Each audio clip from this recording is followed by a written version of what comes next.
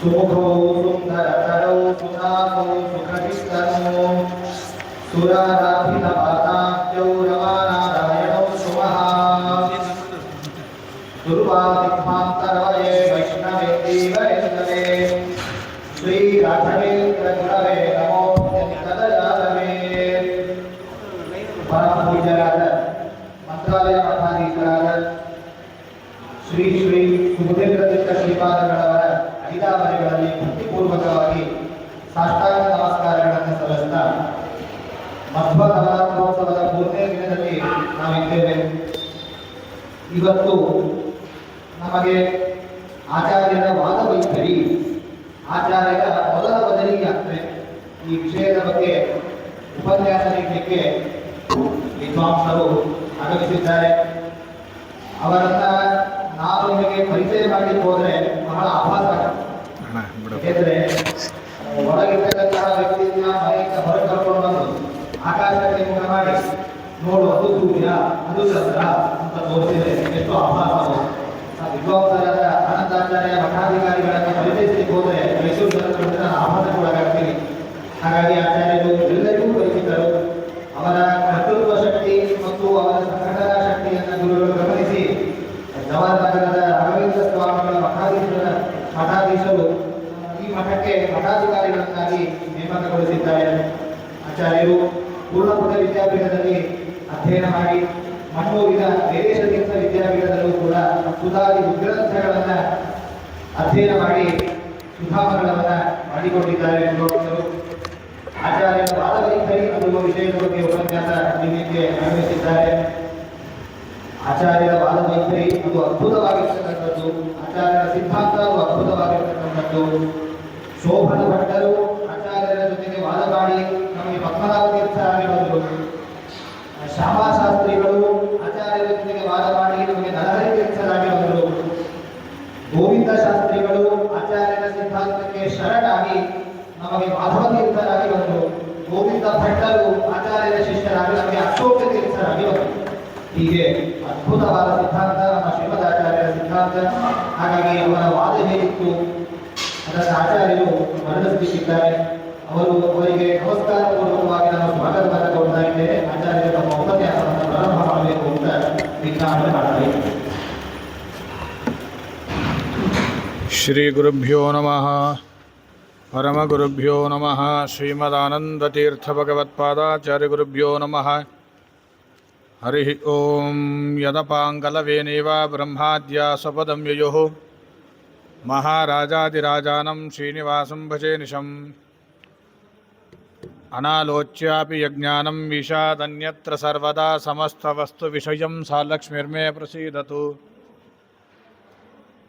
ಬುದ್ಧಿರ್ಬಲಂ ಯಶೋಧೈರ್ಯಂ ನಿರ್ಭಯತ್ವಮರೋಗತ ಅಜಾಡ್ಯಂ ವಾಕ್ಪಟುತ್ವಂಚ ಹನುಮಸ್ಮರಣಾತ್ ಭವೇತ್. ಶ್ರೀಮತೋ ರಾಘವೇಂದ್ರಸ್ಯ ನಮಾಮಿ ಪದಪಂಕಜೆ ಕಾಮಿತಾಶೇಷ ಕಲ್ಯಾಣಕಲನಾ ಕಲ್ಪಪಾದಪು. ಸುಧೀಜನಸುಮಂದಾರಂ ಸುಧೀಂದ್ರ ಸುತ ಸುಪ್ರಿಯಂ ಶುಷಮೀಂದ್ರ ಗುರುಂ ವಂದೇ ಸುಜಯೇಂದ್ರ ಗುರೋದ್ಭವಂ.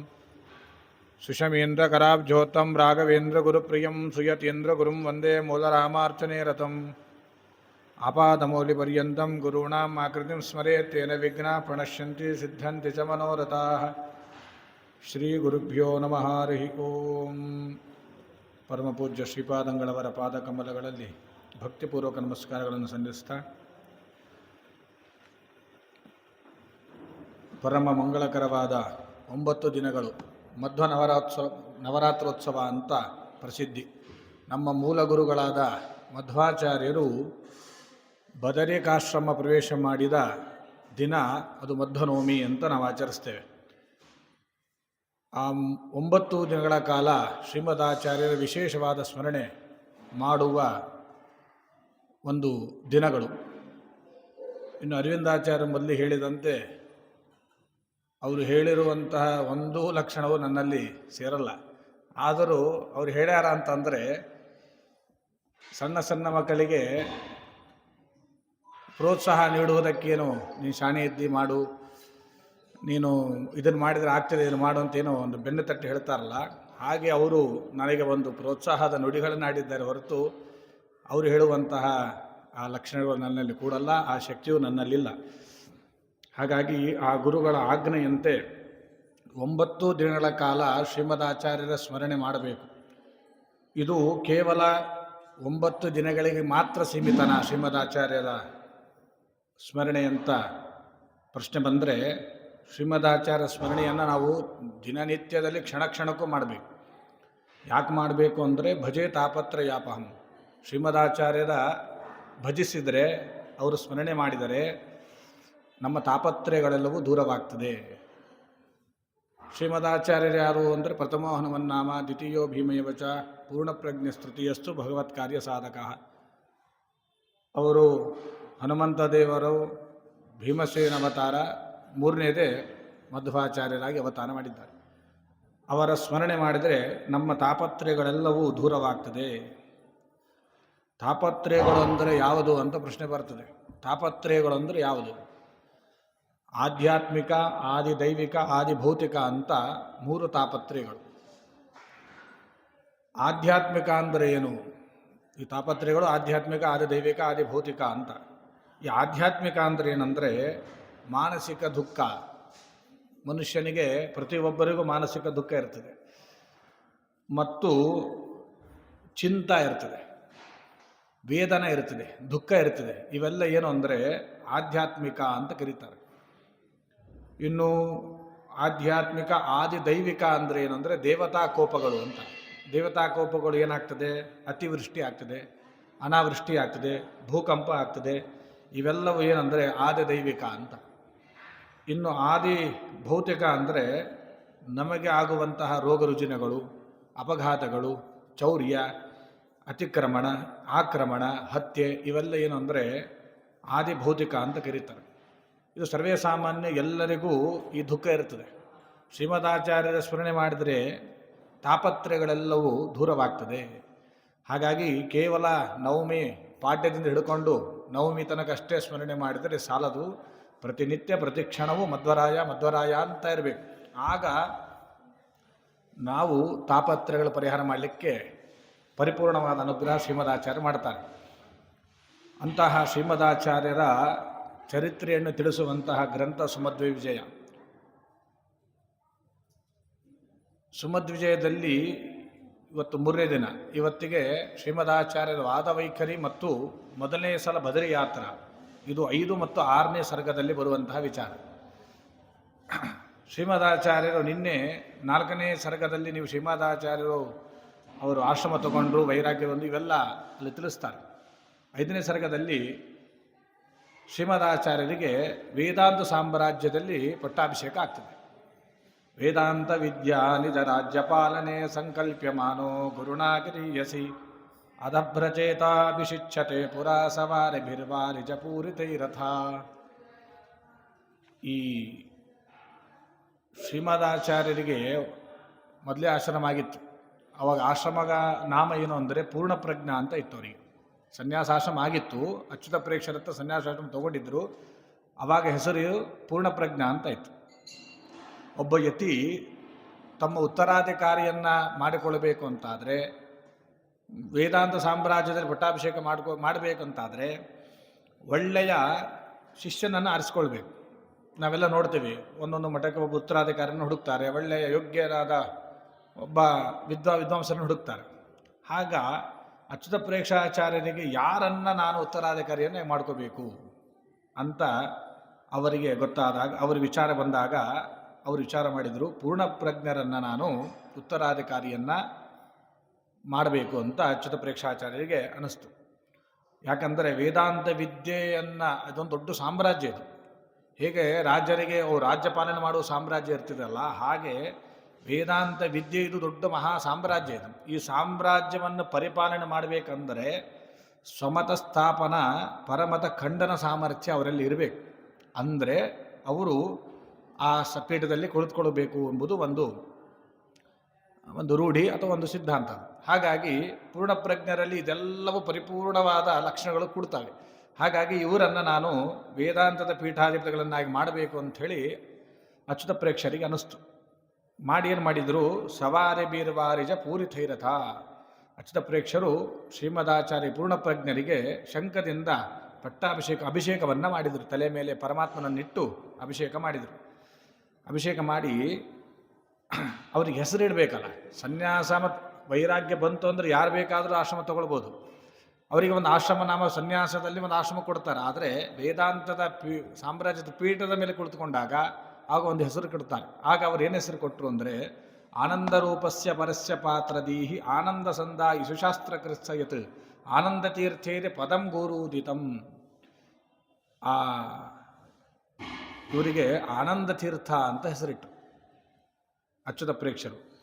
ಯಾಕೆ ಅಚ್ಯುತ ಪ್ರೇಕ್ಷರು ಆನಂದ ತೀರ್ಥ ಅಂತ ಹೆಸರಿಟ್ಟು ಅಂದರೆ ಅವರು ಈ ಅಚ್ಯುತ ಪ್ರೇಕ್ಷರು ಶಂಖದಲ್ಲಿ ನೀರನ್ನು ತುಂಬಿಕೊಂಡು ಪೀಠದಲ್ಲಿ ಕುಡಿಸಿ ಪರಮಾತ್ಮ ಅವ್ರ ತಲೆ ಮೇಲೆ ಸಾಲಿಗ್ರಾಮಗಳನ್ನಿಟ್ಟು ಅಭಿಷೇಕ ಮಾಡಿ ಆನಂದ ತೀರ್ಥ ಅಂತ ಹೆಸರಿಟ್ಟು. ಯಾಕೆ ಅಂದರೆ ಸ್ವರೂಪಾನಂದಕ್ಕೆ ಸಾಧನವಾಗುವ ಶಾಸ್ತ್ರವನ್ನು ಇವರು ರಚನೆ ಮಾಡ್ತಾರೆ ಪೂರ್ಣಪ್ರಜ್ಞರು. ಹಾಗಾಗಿ ಇವರು ಆನಂದ ತೀರ್ಥ ಅಂತ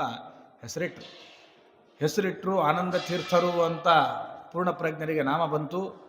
ಆಶ್ರಮ ಆದ ತಕ್ಷಣವೇ ವಾದ ಪ್ರಾರಂಭವಾಯಿತು. ಅಚ್ಯುತ ಪ್ರೇಕ್ಷರ ಒಬ್ಬ ಮಿತ್ರರಿದ್ದರು. ಅಚ್ಯುತ ಪ್ರೇಕ್ಷರ ಏನು ಅವರು ಗುರುಗಳಿದ್ದಾರೆ, ಅವರಿಗೆ ಒಬ್ಬರು ಸನ್ಯಾಸ ಮಿತ್ರರಿದ್ದರು. ಆ ಸನ್ಯಾಸ ಮಿತ್ರರಿಗೆ ಶಿಷ್ಯರು ಇದ್ದರು, ಅನೇಕ ಶಿಷ್ಯರು ಇದ್ದರು. ಅವರು ತರ್ಕಶಾಸ್ತ್ರದಲ್ಲಿ ಒಳ್ಳೆಯ ವಿದ್ವಾಂಸರು. ಅವರೆಲ್ಲ ಶಿಷ್ಯರು. ಅವರು ಶ್ರೀಮದಾಚಾರ್ಯರನ್ನು ಆನಂದ ತೀರ್ಥರಂತೇನು ಪಟ್ಟಾಭಿಷೇಕದ ಹೆಸರು ಬಂತು, ಶ್ರೀಮದಾನಂದ ತೀರ್ಥರನ್ನು ವಾದದಲ್ಲಿ ಗೆಲ್ಲಬೇಕು ಅಂತ ಅವರಿಗೆ ವಿಚಾರ ಬಂತು. ವಿಚಾರ ಬಂದು ಅವರು ಶ್ರೀಮದಾಚಾರ್ಯ ಹತ್ರ ಬಂದರು. ಬಂದ ಮೇಲೆ ವಾದಗಳನ್ನು ಪ್ರಾರಂಭವಾಯಿತು. ಪ್ರಾರಂಭ ಆದ ತಕ್ಷಣ ಶ್ರೀಮದಾಚಾರ್ಯರು ಆ ತಾರ್ಕಿಕರಿಗೆ ಅದ್ಭುತವಾದ ಉತ್ತರಗಳನ್ನು ಕೊಡ್ತಾ ಹೋದರು. ಅನುಮಾನಗಳಿಂದ, ಪ್ರತ್ಯಕ್ಷ ಅನುಮಾನ ಆಗಮ ಅಂತ ಒಂದು ಶಾಸ್ತ್ರದಲ್ಲಿ ಅನುಮಾನಗಳಿಂದ ಅವರಿಗೆ ಉತ್ತರವನ್ನು ಕೊಟ್ಟು ಅವರನ್ನು ತಾರ್ಕಿಕರನ್ನು ಸೋಲಿಸ್ತಾರೆ. ಸೋಲಿಸಿದ ಮೇಲೆ ಅಲ್ಲಿ ಪೂರ್ಣಪ್ರಜ್ಞಾ ಅಂತ ಮೊದಲಿಗೆ ಹೆಸರಿತ್ತು, ಆನಂದ ತೀರ್ಥರು ಅಂತ ಹೆಸರು ಕೊಟ್ಟರು ಗುರುಗಳು.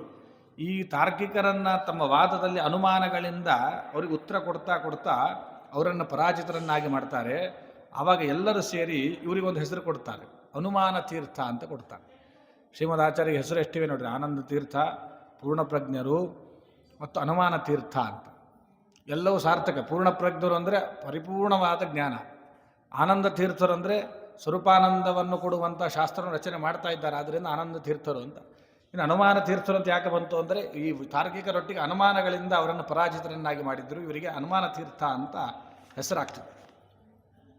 ಅನುಮಾನ ತೀರ್ಥ ಅಂತ ಹೆಸರು ಬಂದ ಮೇಲೆ ಕೀರ್ತಿ ಮತ್ತೆ ಪ್ರಸಿದ್ಧಿ ಆಯಿತು. ಇವರಿಗೆ ಹೆಸರು ಜಾಸ್ತಿ ಆಗೋಣ.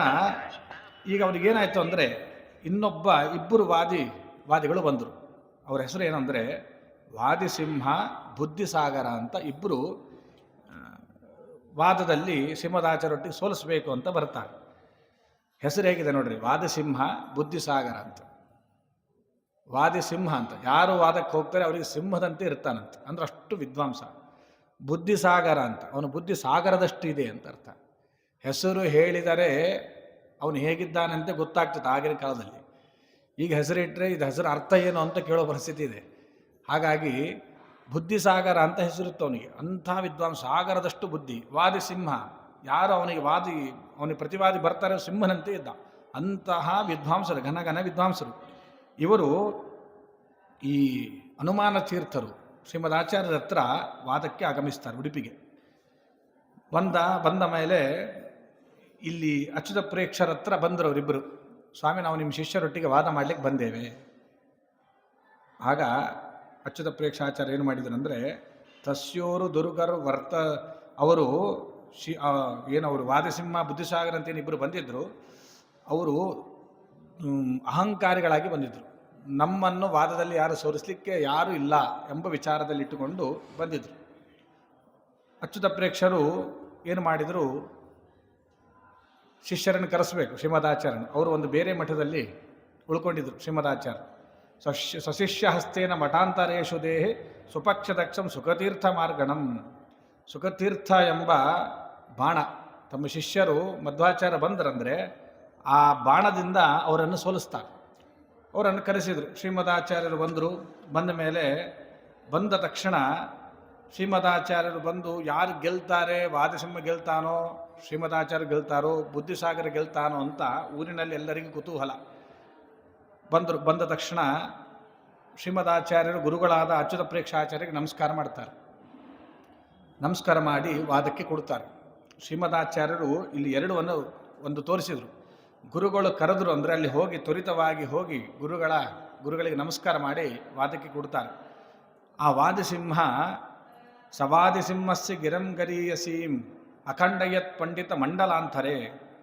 ಆ ವಾದಿಸಿಂಹ ಹೇಗಿದ್ದ ಅಂದರೆ ಅವನ ಮಾತುಗಳನ್ನು ಕೇಳಿದರೆ ಸಿಂಹ ಗರ್ಜನೆ, ಅಷ್ಟು ಒಳ್ಳೆ ಪಂಡಿತ ಅವನು ಬಂದ, ವಾದದಲ್ಲಿ ಕುಳಿತುಕೊಂಡ.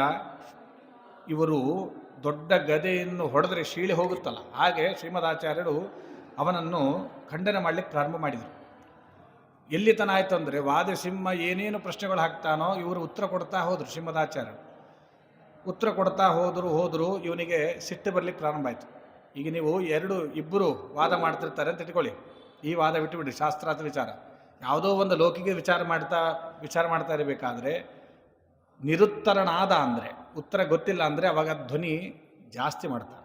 ವಿಷಯ ಗೊತ್ತಿಲ್ಲ ಅಂದರೆ ಧ್ವನಿ ಜಾಸ್ತಿ ಮಾಡ್ತಾರೆ. ಯಾಕೆಂದರೆ ಇವನು ಧ್ವನಿ ಜಾಸ್ತಿ ಮಾಡಿದ ಅಂದರೆ ಜಗತ್ತು ಏನು ಕಾಣಿಸಿದೆ, ಇವನು ಒಳ್ಳೆ ತಿಳಿದಿದ್ದಾನೆ, ಅವನು ಎದುರಿಗಿದ್ದನು ಏನು ಗೊತ್ತಿಲ್ಲ ಅಂತ ಜಗತ್ತಿಗೆ ನಾವು ಅಂದ್ಕೊಳ್ತೇವೆ. ಇನ್ನು ವಾದಿಸಿಂಹ ಏನು ಮಾಡಿದ ಅಂದರೆ ಶ್ರೀಮದಾಚಾರ್ಯ ಉತ್ತರ ಕೊಡ್ತಾ ಹೋದರು ಇವನಲ್ಲಿ ನಿರುತ್ತರನಾಗಿ ಆಗ್ಲಿಕ್ಕೆ ಬರ್ತಾ ಇದ್ದಾನೆ. ಹಾಗೆ ಇವನೇನು ಮಾಡಿದ, ತಾನು ಜೋರಾದ ಧ್ವನಿಯಿಂದ ಮಾತನಾಡಲಿಕ್ಕೆ ಪ್ರಾರಂಭ ಮಾಡಿ ಎಷ್ಟು ಮಾಡಿದ ಗೊತ್ತಾ, ಅವನು ವಿಕಲ್ಪಗಳನ್ನು ಮಾಡಿದ. 18 ಬಗೆಯ ವಿಕಲ್ಪಗಳನ್ನು ಮಾಡಿದ. ವಿಕಲ್ಪಗಳು ಅಂದರೆ ಹೆಂಗಂದರೆ, ಉದಾಹರಣೆಗೆ ನಾವೇನಾದ್ರು ವಾದ ಮಾಡಬೇಕಾದ್ರೆ, ನೋಡಪ್ಪ ಇದನ್ನು ಮಾಡಿದರೆ ಇದು ಹೀಗಾಗುತ್ತೆ, ಅದನ್ನು ಮಾಡಿದರೆ ಅದಕ್ಕೆ ಹೀಗಾಗ್ತದೆ, ಈಗೇನು ಉತ್ತರ ಕೊಡ್ತಿ ಅಂತ ನಾವು ಲೌಕಿಕದೊಳಗೆ ಮಾತನಾಡ್ತಿರ್ತೀವಲ್ಲ. ಹಾಗಾಗಿ ಇವನು ಆ ತರಹದ ವಿಕಲ್ಪಗಳನ್ನು ಮಾಡಲಿಕ್ಕೆ ಪ್ರಾರಂಭ ಮಾಡಿದ. ಎಷ್ಟು? 18 ಬಗೆಯ ವಿಕಲ್ಪಗಳನ್ನು ಮಾಡಿದ ವಾದಿಸಿಂಹ. ಆಗ ವಾದಿಸಿಂಹನ ವಿಕಲ್ಪಗಳನ್ನು ಕೇಳಿದ ಮೇಲೆ ಶ್ರೀಮದಾಚಾರ್ಯರು ಇವರಿಬ್ಬರು ವಾದದಲ್ಲಿ ಕೂತಿದ್ರು. ಅಲ್ಲಿ ನೆರೆದಿರ್ತಕ್ಕಂತಹ ಎಲ್ಲ ಜನರು ಏನನ್ಕೊಂಡ್ರು, ಶ್ರೀಮದಾಚಾರ್ಯರು ಪೂರ್ಣಪ್ರಜ್ಞರು ವಾದಿಸಿಂಹನನ್ನು ಗೆಲ್ಲಿಕ್ಕಿಲ್ಲ. ಯಾಕೆಂದರೆ ಜೋರಾದ ಧ್ವನಿ ಒದರ್ತಾ ಇದ್ದಾನೆ, 18 ವಿಕಲ್ಪಗಳನ್ನು ಮಾಡಿದ್ದಾನೆ. ಈ 18 ವಿಕಲ್ಪಗಳನ್ನು ಶ್ರೀಮದಾಚಾರ್ಯರು ಉತ್ತರ ಕೊಡಬೇಕು. ಆದರೆ ಈ ವಾದಿಸಿಂಹ ಮಾಡುವಂಥ ವಿಕಲ್ಪಗಳನ್ನು ನೋಡಿ ಅಲ್ಲಿ ಜನರಿಗೆ ಅನ್ನಿಸ್ತು ಶ್ರೀಮದಾಚಾರ್ಯರು ಉತ್ತರ ಕೊಡಲಿಕ್ಕಿಲ್ಲ, ಶ್ರೀಮದಾಚಾರ್ಯರು ಸೋಲ್ತಾರೆ ಅಂತ ಅಲ್ಲಿ ನೆರೆದಿರ್ತಕ್ಕಂಥ ಜನರ ಮನಸ್ಸಿಗೆ ಭಾಸವಾಯಿತು. ಆಗ ವಿಕಲ್ಪಕೋಟಿ ರಥಖಂಡಯಂಧೃತಂ ಶ್ರೀಮದಾಚಾರ್ಯರು ಹೇಗೆ ಮಾಡಿದರು ಗೊತ್ತಾ? ರೇಜೇದಿಕಂ ಸ್ಮೇರ ಮುಖೋ ಬೃಹನ್ಮತಿ.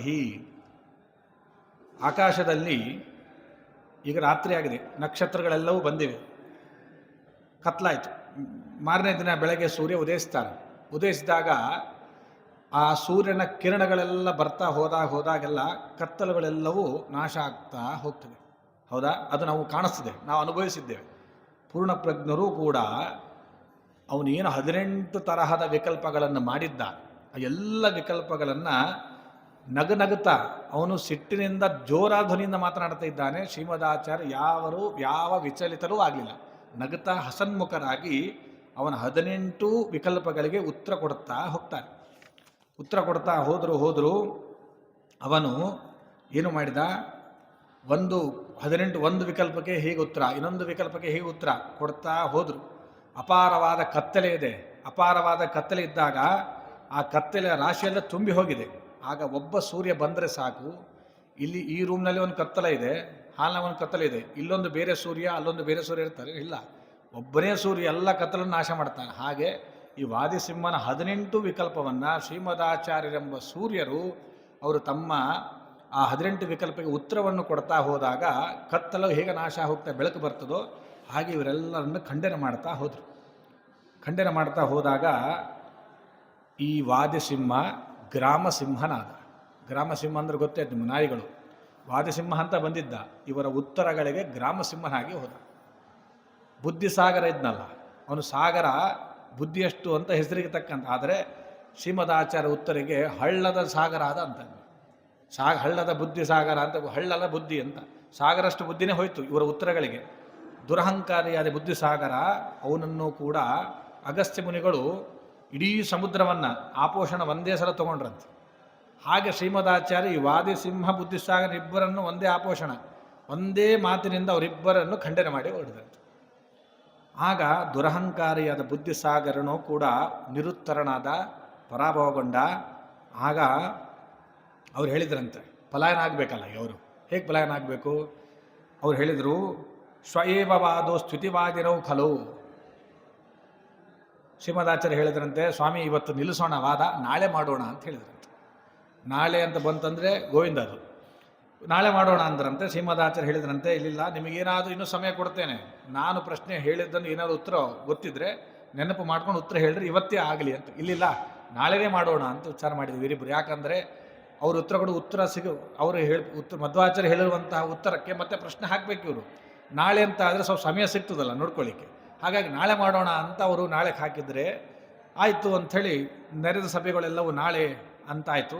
ಆದರೆ ರಾತ್ರೋರಾತ್ರಿ ವಾದಿಸಿಂಹ ಬುದ್ಧಿಸಾಗರ ಊರನ್ನು ಬಿಟ್ಟು ಪಲಾಯನ ಮಾಡಿಬಿಡ್ತಾನೆ. ಸಿಂಹನಾಗಿ ಬಂದವನು ಗ್ರಾಮಸಿಂಹನಾಗಿ ಹೋದ ವಾದಿಸಿಂಹ. ಈ ರೀತಿಯಾಗಿ ಶ್ರೀಮದಾಚಾರ್ಯ ಅದ್ಭುತವಾದ ಆ ಬುದ್ಧಿಸಾಗರ ವಾದಿಸಿಂಹರನ್ನು ಸೋಲಿಸ್ತಾನೆ. ಈ ಬುದ್ಧಿಸಾಗರ ವಾದಿಸಿಂಹ ಇಡೀ ಭೂಮಂಡಲವನ್ನೆಲ್ಲ ಸುತ್ತಿ ಸುತ್ತಿ ಸುತ್ತಿ ಸುತ್ತಿ ಎಲ್ಲರೊಟ್ಟಿಗೆ ವಾದ ಮಾಡಿ ಜಯಪತ್ರಿಕೆಗಳನ್ನು ಗಳಿಸಿದ್ರು. ಅಷ್ಟು ಕೀರ್ತಿ ಇತ್ತು ಅವರಿಗೆ. ಅದನ್ನು ಶ್ರೀಮದಾಚಾರ್ಯ ಅನಾಯಾಸವಾಗಿ ಒಂದು ಮುಹೂರ್ತದೊಳಗೆ, ಒಂದು ಮುಹೂರ್ತ ಅಂದರೆ ಸುಮಾರು 48 ನಿಮಿಷ, ಅಷ್ಟೂ ಆಗಿಲ್ಲಂತೆ. ಆ ಒಂದು ಮುಹೂರ್ತದ ಒಳಗೆ ಅವರನ್ನು ಇಡೀ ವರ್ಷಾನುಗಟ್ಟಲೆ ಅವರು ಬಹುಕಾಲದವರೆಗೆ ಭೂಮಂಡಲವನ್ನು ಸುತ್ತಿ ಏನು ಗಳಿಸಿದ್ರು ಜಯಪತ್ರ, ಅದೆಲ್ಲವನ್ನು ಕ್ಷಣ ಮಾತ್ರದೊಳಗೆ ಅವರನ್ನು ಪರಾಭವಗೊಳಿಸ್ತಾರೆ ಶ್ರೀಮದಾಚಾರ್ಯ. ಇಷ್ಟೆಲ್ಲ ಆದಮೇಲೆ ಶಿಷ್ಯರಿಗೆ ಈ ಬ್ರಹ್ಮಸೂತ್ರಗಳ ಸರಿಯಾದ ಅರ್ಥವನ್ನು ಹೇಳ್ತಾರೆ. ಬ್ರಹ್ಮಸೂತ್ರಗಳಿಗೆ ಒಂದು ಭಾಷೆ ಇತ್ತು, ಸರಿಯಾದ ಭಾಷೆ ಅಲ್ಲ ಅದು, ಸರಿಯಾದ ಭಾಷೆ ಇದು ಅಂಥೇಳಿ ಆ ಶಿಷ್ಯರಿಗೆಲ್ಲವೂ ಕೂಡ ಸರಿಯಾದ ಅರ್ಥವನ್ನು ಹೇಳ್ತಾರೆ. ಆ ಮೊದಲಿಗೆ ಬರೆದ ಭಾಷ್ಯ ಇದು ಸರಿಯಾದ ಅರ್ಥ ಅಲ್ಲ ಅಂತ ಶಿಷ್ಯರಿಗೆ ತಿಳಿಸಿದಾಗ ಎಲ್ಲ ಶಿಷ್ಯರು ಪ್ರಾರ್ಥನೆ ಮಾಡ್ತಾರೆ, ಸ್ವಾಮಿ ಆ ಭಾಷ್ಯದ ಅರ್ಥ ಸರಿ ಇಲ್ಲ ಅಂದರೆ ಸರಿಯಾದ ಇರುವಂಥ ಭಾಷ್ಯವನ್ನು ನೀವು ರಚನೆ ಮಾಡಿ ನಮ್ಮನ್ನು ಉದ್ಧಾರ ಮಾಡಿರಿ ಅಂತ ಪ್ರಾರ್ಥನೆ ಮಾಡ್ತಾರೆ. ಪ್ರಾರ್ಥನೆ ಮಾಡಿದಾಗ ಶ್ರೀಮದಾಚಾರ್ಯರು ಆಯಿತು ಅಂಥೇಳಿ ಅವರಿಗೆ ಮಾತನ್ನು ಕೊಡ್ತಾರೆ. ಮಾತನ್ನು ಕೊಟ್ಟು ಶ್ರೀಮದಾಚಾರ್ಯರು ಅನೇಕ ವಾದಿಗಳನ್ನು ಜಯಗೊಳಿಸ್ತಾ ಬರುತ್ತಾರೆ. ಈ ಸಂದರ್ಭದಲ್ಲಿ ಒಂದು ದಿನ ಶ್ರೀಮದಾಚಾರ್ಯರ ತಂದೆ ಮಧ್ಯಗೆಹ ಭಟ್ಟರು ಬರ್ತಾರೆ. ಕದಾಚಿದೇನಂ ಪ್ರತಿಗಮ್ಯ ಸೌಮ್ಯದೀಹಿ ಸಮಧ್ಯಗೇಹಾರ್ಯೋರು ವರಪ್ರಸೇದಿವಾನ್.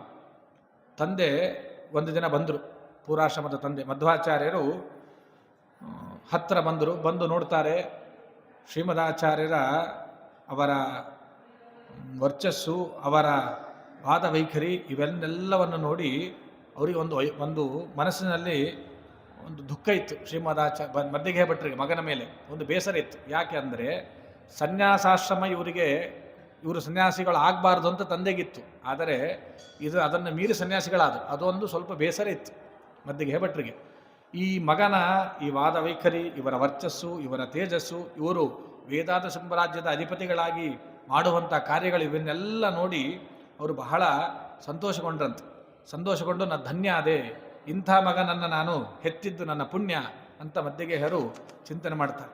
ಇದಾದ ಮೇಲೆ ಒಂದು ದಿನ ಅಚ್ಯುತ ಪ್ರೇಕ್ಷರು ಮಧ್ವಾಚಾರ್ಯರು ಕೂತಿದ್ರು, ಗುರುಗಳು ಶಿಷ್ಯರು ಕೂತಾಗ ಒಂದು ವಿನೋದಕ್ಕಾಗಿ ಇಬ್ಬರಲ್ಲಿ ಒಂದು ವಿವಾದ ನಡೀತಿದೆ.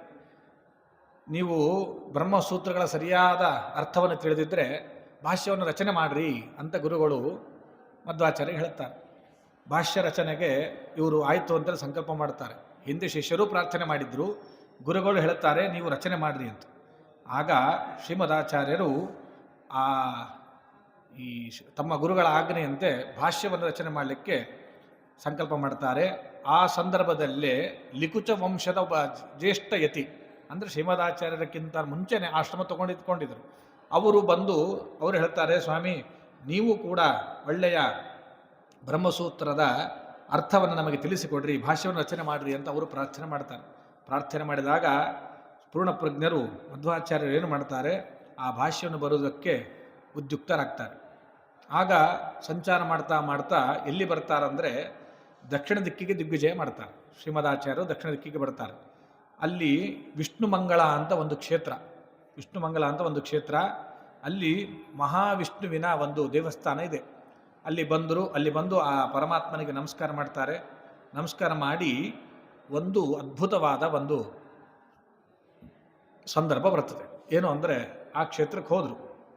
ಅಲ್ಲಿ ಹೋದ್ಮೇಲೆ ಈಗ ಸ್ವಾಮಿಗಳೆಲ್ಲ ಬಂದಾಗ ನಮ್ಮನೆ ಪೂಜೆ ಆಗಲಿ ಮನೆ ಪೂಜೆ ಆಗಲಿ ನೀವು ಹೇಳ್ತಿರಲ್ಲ, ಹಾಗೆ ಶ್ರೀಮದಾಚಾರ್ಯ ಕಾಲಕ್ಕೂ ಭಕ್ತರಿದ್ದರು. ಒಬ್ಬ ಗೃಹಸ್ಥ ತಮಗೆ ಭಿಕ್ಷೆ ಮಾಡಿಸುವುದಾಗಿ ಬಂದ. ಸ್ವಾಮಿ ನಮ್ಮ ಮನೆಗೆ ಭಿಕ್ಷೆ ಆಗಬೇಕು ನಿಮ್ಮದು ಅಂತ ಶ್ರೀಮದಾಚಾರ್ಯಗೆ ಬಂದು ಕೇಳ್ದ. ಶ್ರೀಮದಾಚಾರ್ಯರು ಆಯಿತು ಅಂತ ಹೇಳಿದರು. ಭಿಕ್ಷಾ ಪ್ರದಾತ್ರಾತ್ರ ಪರೀಕ್ಷಿತು ಮುಹುಹು ದತ್ತೇ ಪ್ರಭುಕ್ತೆ ಕದಲಿ ಫಲೋಚ್ಛಯೇ. ಶ್ರೀಮದಾಚಾರ್ಯ ಹತ್ರ ಬಂದು ನಮ್ಮನೆ ಭಿಕ್ಷೆ ಆಗಲಿ ಸ್ವಾಮಿ ಅಂತ ಒಬ್ಬ ಗೃಹಸ್ಥ ಬಂದು ಕೇಳಿದ. ಆಯಿತು ಅಂತ ಶ್ರೀಮದಾಚಾರ್ಯ ಮಾತು ಕೊಟ್ಟರು, ಅಲ್ಲಿ ಹೋದರು. ಆದರೆ ಆ ಗೃಹಸ್ಥನಿಗೆ ಶ್ರೀಮದಾಚಾರ್ಯರನ್ನು ಪರೀಕ್ಷೆ ಮಾಡಬೇಕಂತ ಇತ್ತು ಮನಸ್ಸಿನಲ್ಲಿ.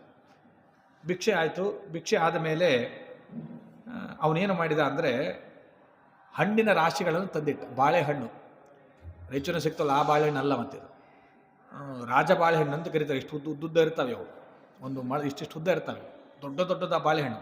ಆ ಬಾಳೆಹಣ್ಣ ರಾಶಿಯನ್ನು ತಂದು ಶ್ರೀಮದಾಚಾರ್ಯ ಮುಂದೆ ಇಡ್ತಾರೆ. ಭಿಕ್ಷೆ ಆದ ಮೇಲೆ, ಊಟ ಎಲ್ಲ ಆದಮೇಲೆ ಇದು ನೀವು ಸ್ವೀಕಾರ ಮಾಡಿರಿ ಅಂತ ತಂದಿಡ್ತಾನೆ. ತಂದಿಟ್ಟ ಮೇಲೆ ಶ್ರೀಮದಾಚಾರ್ಯರಿಗೆ ಗೊತ್ತು ಇವನ ಉದ್ದೇಶ ಏನು ಅಂತ. ಪರೀಕ್ಷೆ ಮಾಡಲಿಕ್ಕೆ ಬಂದಿದ್ದ ಅವನು.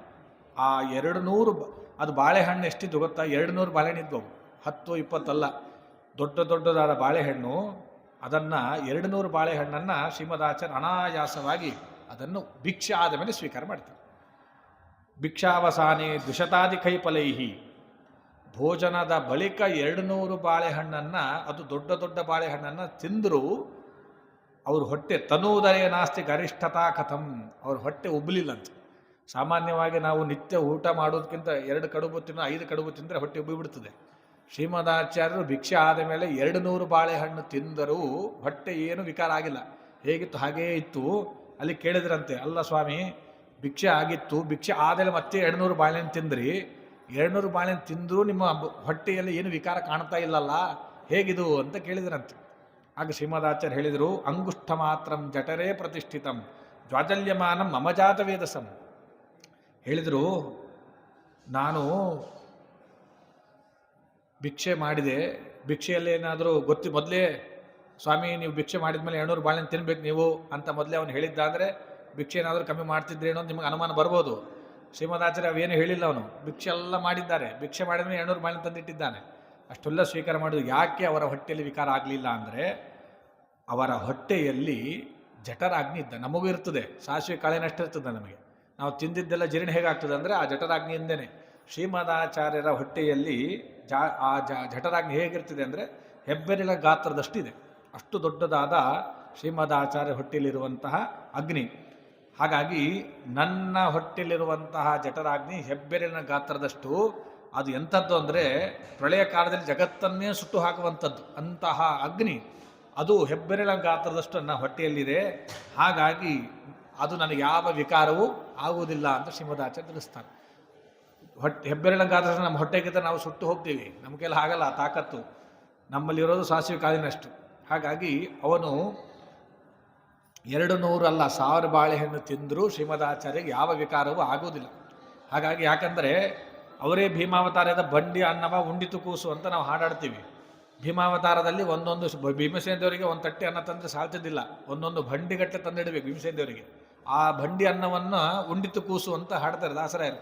ಹಾಗಾಗಿ ಭೀಮಾವತಾರಿಗಳಾದವರೇ ಮಧ್ವಾಚಾರ್ಯರು. ಅವರಿಗೆ ಇದೇನು 200 ಬಾಳೆಹಣ್ಣೇನು ಆಶ್ಚರ್ಯ ಏನಲ್ಲ. ಅದನ್ನು ತಿಂದು ಜನಿಸ್ಕೊಂಡ್ರು. ಅಷ್ಟೇ ಅಲ್ಲ, ಸಮುದ್ರ ಮಥನ ಆಯ್ತಲ್ಲ, ಸಮುದ್ರ ಮಥನ ಆದಾಗ ಹಾಲಾಹಲ ವಿಷ ಬಂತು. ಅದನ್ನು ಫಸ್ಟ್ ಕುಡಿದವ್ರು ಯಾರು? ವಾಯುದೇವರೇ ಮಧ್ವಾಚಾರ್ಯರು. ಅಂತಹ ವಿಷವನ್ನೇ ಜೀರ್ಣಿಸಿಕೊಂಡ ವಾಯುದೇವರಿಗೆ ಮಧ್ವಾಚಾರ್ಯರಿಗೆ ಇವನು 200 ಬಾಳೆಹಣ್ಣು ತಂದಿಟ್ಟಿದ್ದು ಯಾವ ಆಶ್ಚರ್ಯವೂ ಇಲ್ಲ. ಅದನ್ನು ಲೀಲಾಯಾಸವಾಗಿ ಅದನ್ನು ತಿಂದು ಹಾಕಿಬಿಡ್ತಾರೆ. ಅದಾದ ಮೇಲೆ ಮತ್ತೆ ಇವರ ದಿಗ್ವಿಜಯ ಮುಂದಕ್ಕೆ ಹೋಗ್ತದೆ. ಹೋಗಿ ಅಲ್ಲೆಲ್ಲಿ ಎಲ್ಲ ಪರಿವಾದಗಳನ್ನೆಲ್ಲ ಖಂಡನೆ ಮಾಡ್ತಾ ಪಯಸ್ವಿನಿ ನದಿ ತೀರ ಹತ್ತಕ್ಕೆ ಬರ್ತಾರೆ. ಅಲ್ಲಿ ದುರ್ಗೆಯ ಸ್ಮರಣೆಯನ್ನು ಮಾಡ್ತಾರೆ. ಆ ದುರ್ಗೆಯ ಸ್ಮರಣೆಯನ್ನು ಮಾಡಿಕೊಂಡು ದುರ್ಗಾದೇವಿ ಮುಂದೆ ಅಲ್ಲಿ ಅವತಾರ ಮಾಡೋಳಿದ್ಲು, ಅದನ್ನು ಸ್ಮರಣೆ ಮಾಡಿ ಮುಂದೆ ಇವರು ತಿರುವನಂತಪುರಕ್ಕೆ ಹೋಗ್ತಾರೆ ಶ್ರೀಮದಾಚಾರ್ಯ. ತತಕ್ರಮೇಣ ಪಚಯನ್ನುಪೇಯಿವಾನ್ ಅವಂದತೇಂದಿ ವರಸುಂದರ ಛವಿಂ. ಸಂಚಾರ ವರಿಷ್ಠ ಶ್ರೀಮದಾಚಾರ್ಯರು ತಿರುವನಂತಪುರಕ್ಕೆ ಹೋಗ್ತಾರೆ. ತಿರುವನಂತಪುರದಲ್ಲಿ ಯಾರಿದ್ದಾರೆ? ಶೇಷಶಾಹಿಯಾದ ಅನಂತ ಪದ್ಮನಾಭ ಇದ್ದಾನೆ. ಆ ಅನಂತ ಪದ್ಮನಾಭಗೆ ಹೋಗಿ ನಮಸ್ಕಾರ ಮಾಡಿದರು. ಇದು ದೊಡ್ಡದಾದ ಕ್ಷೇತ್ರ, ವೈಷ್ಣವ ಕ್ಷೇತ್ರ. ಇದು ಕೇರಳದಲ್ಲಿದೆ. ಅದ್ಭುತ ಕ್ಷೇತ್ರ ಏನು ಅಂದರೆ ಪದ್ಮನಾಭನನ್ನು ಒಂದು ಗರ್ಭಗುಡಿಯ ಭಾಗದಿಂದ ನೋಡ್ಲಿಕ್ಕೆ ಸಾಧ್ಯ ಇಲ್ಲ. ಅಲ್ಲಿ 3 ಬಾಗಿಲ ಇದೆ. ಒಂದು ಬಾಗಿಲಿಂದ ಶಿರಪರ್ಯಂತ ಎದೆ ತನಕ ನೋಡಬೇಕು, ಇನ್ನೊಂದು ಬಾಗಿಲಕ್ಕೆ ಹೊಟ್ಟೆ ನೋಡಬೇಕು, ಇನ್ನೊಂದು ಬಾಗಿಲಕ್ಕೆ ಪಾದ ನೋಡಬೇಕು. ಅಂತಹ ಅದ್ಭುತವಾದ ಮೂರ್ತಿ ಅದು. ಅಷ್ಟು ದೊಡ್ಡದಾದ ಕ್ಷೇತ್ರ. ಅದನ್ನು ಎಷ್ಟು ಅಂದರೆ ಬೃಹದಾಕಾರ ವಿಷ್ಣುಮೂರ್ತಿ ಅದು. 1000 ಗಟ್ಟಲೆ ಸಾಲಿಗ್ರಾಮ ಶಿಲೆಯಿಂದ ಮಾಡಿರುವಂತಹ ಆ ಮೂರ್ತಿ ಅದು. ಸಾಲಿಗ್ರಾಮ ಶಿಲಾ ಇದು. ಅಂತಹ ದೊಡ್ಡದ ಮೂರ್ತಿ. ಆದರೆ ಆ ದೇವಸ್ಥಾನಕ್ಕೆ ಉತ್ಸವ ಮೂರ್ತಿ ಭಾಳ ಸಣ್ಣದಂತೆ. ಅದು ವಿಶೇಷ. ಅಲ್ಲಿ ಬಂಗಾರದ ಸಣ್ಣದಾದ ಮೂರ್ತಿ, ಅದೊಂದು ಅದ್ಭುತವಾದ ಮೂರ್ತಿ ಅದು. ಅಲ್ಲಿ ಶ್ರೀಮದಾಚಾರ್ಯರು ಸಂದರ್ಶನ ಮಾಡಿ ಪರಮಾತ್ಮನನ್ನು ನಮಸ್ಕಾರ ಮಾಡ್ತಾರೆ. ಅಲ್ಲಿ ತಿರುವನಂತಪುರದಲ್ಲಿ ವೇದಾಂತ ಸೂತ್ರಾಣಿ ಕೃತಾಂತ ವಿತ್ತಮೋ ವ್ಯಾಖ್ಯಾದಸೋ ಶಿಷ್ಯ ಗಣಾಯ ಸಂಸದಿ. ಶ್ರೀಮದಾಚಾರ್ಯರು ತಿರುವನಂತಪುರದಲ್ಲಿ ಶಿಷ್ಯರೆಲ್ಲರೂ ಕೂತ್ಕೊಂಡಿರ್ತಾರೆ ಸಭೆಯಲ್ಲಿ. ನಾರಾಯಣನೇ ಪರಬ್ರಹ್ಮ ಎಂಬುದಾಗಿ, ಅಲ್ಲಿ ಜೀವಗಣಗಳಿಂದ ವಿಲಕ್ಷಣ ಎಂಬುದಾಗಿ ವಿಚಾರವನ್ನು ಬ್ರಹ್ಮಸೂತ್ರ ಅರ್ಥಗಳನ್ನೆಲ್ಲ ಅಲ್ಲಿ ತಿಳಿಸ್ತಾರೆ. ಅದಾದ ಮೇಲೆ ಮುಂದೆ ಶ್ರೀಮದಾಚಾರ್ಯರು ಕನ್ಯಾಕುಮಾರಿಗೆ ಬರ್ತಾರೆ. ಕನ್ಯಾಕುಮಾರಿ ರಾಮೇಶ್ವರಕ್ಕೆ ಬರ್ತಾರೆ. ಅಲ್ಲಿ ಅನೇಕ ತೀರ್ಥಗಳಲ್ಲಿ ಸ್ನಾನ ಮಾಡ್ತಾರೆ. ಸ್ನಾನ ಮಾಡಿ ಅಲ್ಲಿ ಸಮುದ್ರ ಸೇತು ದರ್ಶನವನ್ನು ಮಾಡ್ತಾರೆ. ಮಾಡಿ ಅಲ್ಲಿ ಸನ್ನಿಹಿತನಾದ ಲಿಂಗಾಂತರ್ಗತ ಸನ್ನಿಹಿತನಾದ ಪರಮಾತ್ಮನಿಗೆ ನಮಸ್ಕಾರವನ್ನು ಮಾಡ್ತಾರೆ. ನಮಸ್ಕಾರವನ್ನು ಮಾಡಿ ಮುಂದಕ್ಕೆ ಅವರು ಈ ಪೂರ್ಣಪ್ರಜ್ಞರು ಆ ರಾಮೇಶ್ವರದಲ್ಲಿ ಅನೇಕ ಪಂಡಿತ ವರ್ಗೆಲ್ಲ ಬರ್ತದಂತೆ. ಬಂದು ಶ್ರೀಮದಾಚಾರ್ಯರನ್ನೆಲ್ಲ ಸ್ತೋತ್ರ ಮಾಡ್ತಾರಂತೆ. ಅವರ ವಿದ್ಯೆ ಪ್ರಾವೀಣ್ಯ ಯಾಯಾ ಪ್ರಸಕ್ತ ಪರಿಷತ್ಸು ಪುರುಷೈ ವಿದ್ಯಾ ವಿವಿಧಜ್ಞೆ ವಿವಿಧೇ ಸಭಾಗಮಿ. ಅನೇಕ ವಿದ್ವಾಂಸರು ಅಲ್ಲಿ ಬಂದಿದ್ರಂತೆ. ಇಲ್ಲಿ ಒಂದು ತಿಳಿಸ್ತಾರೆ, ಶ್ರೀಮದಾಚಾರ್ಯರಲ್ಲಿ ವಾದ ಮಾಡೋರು ಕೇವಲ ಒಂದೇ ವಿದ್ಯೆಯಲ್ಲಿ ನಿಪುಣ ಆದವರೇ ಅಂತಲ್ಲ. ಅವರಲ್ಲಿ ಅನೇಕ ವಿದ್ವಾಂಸರು ಬರ್ತಿದ್ರಂತೆ. ಬಗೆಯ ವಿದ್ವಾಂಸರು. ಒಬ್ಬ ವ್ಯಾಕರಣದಲ್ಲಿ ಪಂಡಿತ ಆದವ, ಒಬ್ಬ ಮೀಮಾಂಸದಲ್ಲಿ ಪಂಡಿತ ಆದವ, ಒಬ್ಬ ನ್ಯಾಯಶಾಸ್ತ್ರದಲ್ಲಿ ಪಂಡಿತ ಆದವ. ಒಂದೇ ವಿಷಯದಲ್ಲಿ ಪಂಡಿತ ಆದವರು ಬಂದು ವಾದ ಮಾಡ್ತಿದ್ರು, ಗೆಲ್ತಿದ್ರು ಅಂತಲ್ಲ. ಅನೇಕ ವಿದ್ವಾಂಸರು ನಾನಾ ಬಗೆಯಲ್ಲಿ ವಿದ್ಯೆಯನ್ನು ಪರಿಣಿತಿಯನ್ನು ಪಡೆದಿರ್ತಕ್ಕಂಥ ವಿದ್ವಾಂಸರು ಬಂದು ವಾದ ಮಾಡ್ತಿದ್ರಂತೆ. ಅವರೆಲ್ಲರನ್ನ ವಿದ್ಯೆಯಲ್ಲಿ ಅವರನ್ನು ಗೆಲ್ತಿದ್ರು. ಗೆದ್ದು ರಾಮೇಶ್ವರದಲ್ಲಿ ಶ್ರೀಮದಾಚಾರ್ಯರು ಚಾತುರ್ಮಾಸ್ಯವನ್ನು ಮಾಡಿದ್ದಾರೆ. ಶ್ರೀಮದಾಚಾರ್ಯರು ರಾಮೇಶ್ವರ ಕ್ಷೇತ್ರದಲ್ಲಿ ಚಾತುರ್ಮಾಸ್ಯವನ್ನು ಮಾಡಿದ್ದಾರೆ. ಇಲ್ಲಿ ಕವಿಗಳು ವರ್ಣನೆ ಮಾಡುತ್ತಾರೆ. ಅಚಾಲ್ಯಮಾನ ಸಗುರುಸ್ಸಚಾಪಲೈಹಿ ಅಸಜ್ಜನಾನಾಂ ಅಬಲೀಯಸಾಮಿಹ. ಈಗ ನಾಯಿಗಳು ಬೊಗಳುತ್ತಾ ಇರ್ತವೆ. ಉದಾಹರಣೆಗೆ ಒಂದು ನಾಯಿಗಳ ಸಮೂಹದಲ್ಲಿ ಒಂದು ಸಿಂಹ ಬಂತಂತ ಇಟ್ಕೊಳ್ಳಿ. ಆ ಸಿಂಹ ಬಂದಾಗ ನಾಯಿಗಳಿಗೆ ಇದು ಹೊಸದಾದ ಪ್ರಾಣಿ, ಇದು ನಮಗಿಂತ ದೊಡ್ಡದಿದೆ ಅಂತ ಒದರ್ಲಿಕ್ಕೆ ಪ್ರಾರಂಭ ಮಾಡ್ತದೆ. ಒದರ್ಲಿಕ್ಕೆ ಪ್ರಾರಂಭ ಮಾಡಿದ ಮೇಲೆ ಸಿಂಹ ಏನಾದರೂ ಅಂಜಿಕೆ ಗಾಬರಿಯಾಗಿ ಓಡೋಗ್ತದ, ತನ್ನಷ್ಟಕ್ಕಾಗಿ ಹೋಗ್ತದೆ, ತನ್ನ ಗುಹೆಯೊಳಗೆ ಹೋಗ್ತದೆ, ಕೂಡ್ತದೆ. ಹಾಗೆ ಶ್ರೀಮದಾಚಾರ್ಯರು ರಾಮೇಶ್ವರದಲ್ಲಿ ಬಂದು ಅನೇಕ ವಿದ್ವಾಂಸರನ್ನ ವಾದದಲ್ಲಿ ಸೋಲಿಸಿದ ಮೇಲೆ ಒಬ್ಬರ ಮೇಲೆ ಅಸೂಯೆ ಆಗುವುದು ಸಾಮಾನ್ಯ.